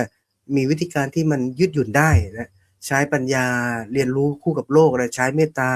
ให้กับสังคมแล้วก็ใช้ความสำรวมเนี่ยครับความสำรวมผมมองว่าใช้ความเป็นสมณสารูปเสขีวัตรต่างๆความสำรวมเนี่ยรักษาความศักดิ์สิทธิ์ของความเป็นสมณเพศเอาไว้นะครับหากจะสามารถทำให้พระพุทธศาสนาเนี่ยเป็นแสงสว่างให้กับสังคมสืบต่อไปได้ครับไม่ว่าจะยุคสมัยจะเปลี่ยนแปลงไปแค่ไหนก็ตามครับสาธุครับ สาธุกับขอบพระคุณครับ ตึงเกินไปก็ขาดอยู่ลำบากย่อนเกินไปก็นะติเตียนนะหรือว่าไม่งดงามก็ต้องเด้งดึงตึงย่อนไม่ใช่ครับต้องพอดีนะญาติโยมกล่าวรัตนาพระมหาจิรวัตรอินทวิโลครับ ครับขออนุญาตในรอบที่สองนี้นะครับพระพุทธศาสนาของเราเป็นศาสนาของปัญญาเราก็พึงใช้ปัญญาคบคิดพิจารณา หากจะไหลตามกระแสความเปลี่ยนแปลงก็จะลำบาก ก็นึกถึงที่พระอาจารย์หลายๆรูปพูดและญาติโยมบอกให้ทำอย่างนั้นทำอย่างนี้ก็นึกถึงเรื่องนิทานพ่อลูกแล้วก็ลานะครับ ว่าพ่อกับลูกเดินจูงลาคนก็บอกว่าโง่เหลือเกินทำไมไม่ขึ้นลาขี่ไปล่ะอ้าวพ่อกับลูกก็ขึ้นลาไปก็อีกคนนึงก็บอกอีกโอ้ยทรมานลาเหลือเกินทั้งพ่อทั้งลูกขึ้นไปบนลาทำไมล่ะทำไมไม่ให้ลูกขึ้นลาพ่อจูงอ้าวพ่อก็จูงลาไปลูกอยู่บนลาเพราะว่าเขาว่ามางั้น อีกคนนึงก็บอกโอ้โหลูกนี่อักตันอยู่ปล่อยให้พ่อเดิน ไปอยู่บนลาอ้าวเปลี่ยนใหม่ลูกไปจูงพ่อขึ้น แล้วก็สักพักหนึ่งก็มีแบบโอ้บ้านนี้นี่ โอ้โง่เหลือเกินทำไมไม่ขึ้นไปอยู่บนลา ก็จะวนไปอย่างเงี้ยนะครับ คือถ้าเกิดนำแต่คำของคนมาติเตียน คนทั้งหลายในโลกนี้มีเป็นพันล้านคนความคิดในสิ่งต่างๆ ก็มีเป็นปัจเจกของตัวเขาเองว่าสิ่งนั้นถูกสิ่งนั้นผิดพระใส่รองเท้าผ้าใบไม่ถูกพระใส่รองเท้าแตะไม่ถูก มีวันหนึ่งผมเดินเท้าเปล่า โยมก็บอกว่าท่านเดินเท้าเปล่าไม่ได้อีก ก็คือเดินเท้าเปล่าก็ไม่ได้ ใส่รองเท้าแตะก็ไม่ดี ใส่รองเท้าผ้าใบก็ไม่ควร ก็ต้องใช้ปัญญาพิจารณาว่า หากหิมะสูงเท่าหัวเข่า เดินเท้าเปล่ากับรองเท้าแตะวันนี้ผมก็คงจะต้องอยู่ในโรงพยาบาลไปตัดนิ้วเท้า หรือว่าถ้าเกิดไปที่ไหน แล้วก็ไปใส่รองเท้าผ้าใบที่ประเทศไทย ก็คงจะดูไม่สมควรก็ต้องพิจารณาไปตามเหตุตามปัจจัยตามที่พระอาจารย์ท่านบอกว่า พระพุทธเจ้าก็ตัดหลักมหาประเทศไว้ก็ดี สัพปริสธรรมก็ดี รู้การรู้เวลารู้หน้าที่รู้ชุมชน รู้บุคคล เพราะฉะนั้นในเมื่อศาสนาพุทธเป็นศาสนาของปัญญาเราก็พึงใช้พิจารณาอย่างแยบคายให้เหมาะสมไปตามรูปแบบในบางครั้งเนี่ยเราก็อาจจะไม่สามารถไหลไปตามการเปลี่ยนแปลงก็ตามรู้ตามดูเท่าทันรักษาใจของเราไว้รักษาพระธรรมของเราไว้รักษาพระวินัยของเราไว้ ก็เป็นสิ่งที่ดีที่สุดแล้วก็ขอยกที่พระอาจารย์บอกว่าเราก็ต้องทำรงทั้งการศึกษาเป็นสิ่งสำคัญทำรงพระวินัยและการปฏิบัติของสงฆ์เพื่อให้โยมเห็นว่าเรานี้แหละยังเป็นพระสงฆ์อยู่ แล้วก็ทำรงประโยชน์เพื่อตัวเองเพื่อวัดเพื่อพระศาสนาแล้วก็เพื่อชุมชน เพราะฉะนั้นต่อให้โลกเปลี่ยนแปลงไปอย่างไร แต่ว่าเรายังทำรงสิ่งเหล่านี้ไว้ได้ ก็ถือว่าเป็นการปรับตัวที่เท่าทันยุคสมัยอยู่ตลอดเวลา แล้วก็ผมคิดว่าสูงสุดสุดท้ายก็สู่สามัญจะเห็นว่าพระพุทธเจ้าในสมัยพุทธกาลก็เผยแพร่ธรรมด้วยการเดินจาริกทุกวันนี้กระแสไวรัลพระสงฆ์ออกเดิน ก็เป็นการเผยแพร่ให้คนรู้จักมั้งหรือว่ารู้จักพระกันไปทั่วสหรัฐอเมริกาหรือว่าทั่วโลกในบางครั้งเราก็อาจจะพยายามปรับตัวให้เท่าทันมากเกินไปแต่แท้จริงแล้วความเป็นพระดำรงสมณสารูปอันพึงควรกระทำก็อาจจะเป็นการปรับตัวที่ดีที่สุดนี่ก็ขอทิ้งท้ายไว้เท่านี้ครับ กับขอบพระคุณครับอาจารย์พระมหาจิรวัตรและก็กับขอบพระคุณครูบาอาจารย์พระธรรมทูตพระธรรมวิทยากรทุกรูปค่ำคืนวันนี้กับผมอาตมาภาพผู้ดำเนินรายการถ้าขาดตกบกพร่องตกกลุ่มตกลองไปบ้างนะทีมงานด้วยนะขึ้นภาพทันบ้างไม่ทันบ้าง ก็ต้องกราบขอขมาขออภัยนะครับ แล้วก็ขอเจริญพรอนุโมทนาบุญญาติโยมพรุ่งนี้รายการนาสาระธรรมดีสเปเชียลอย่าลืมอย่าพลาดมาพบมาเจอกันนะช่องนี้นะที่เดิมแต่เวลา1 ทุ่มที่ประเทศไทยเที่ยงวันที่อังกฤษหัวข้อสนทนาธรรมอย่าเพิ่งท้อในวันที่ล้มอย่าตรมในวันที่ล้านะค่ำคืนวันนี้ส้มสมัยได้เวลาก็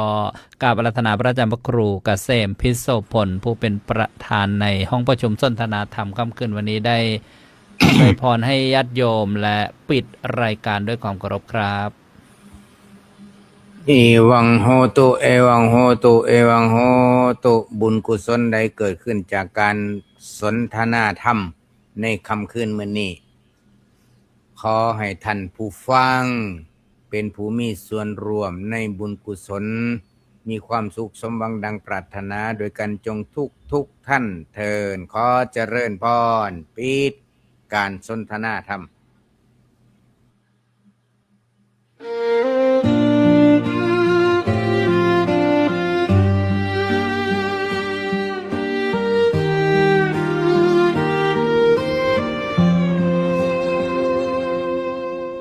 รายการเสียงธรรมจากสมัชชาพระสงฆ์ไทยในอเมริกาสืบศาสนา ด้วยแรงศรัทธาและเสียสละตนเปรียบดังแสงทองที่ส่องทางคนเสียงธรรมตามสายสู่ดวงใจชาวพุทธสดใสคลายทุกภัยในชีวิตขอให้เจริญในคุณความดีอริสัตนี้บุญช่วยลาจากใต้สานเหนือสุดขอบฟ้าเสียงธรรมนี้นำพาความสุขมา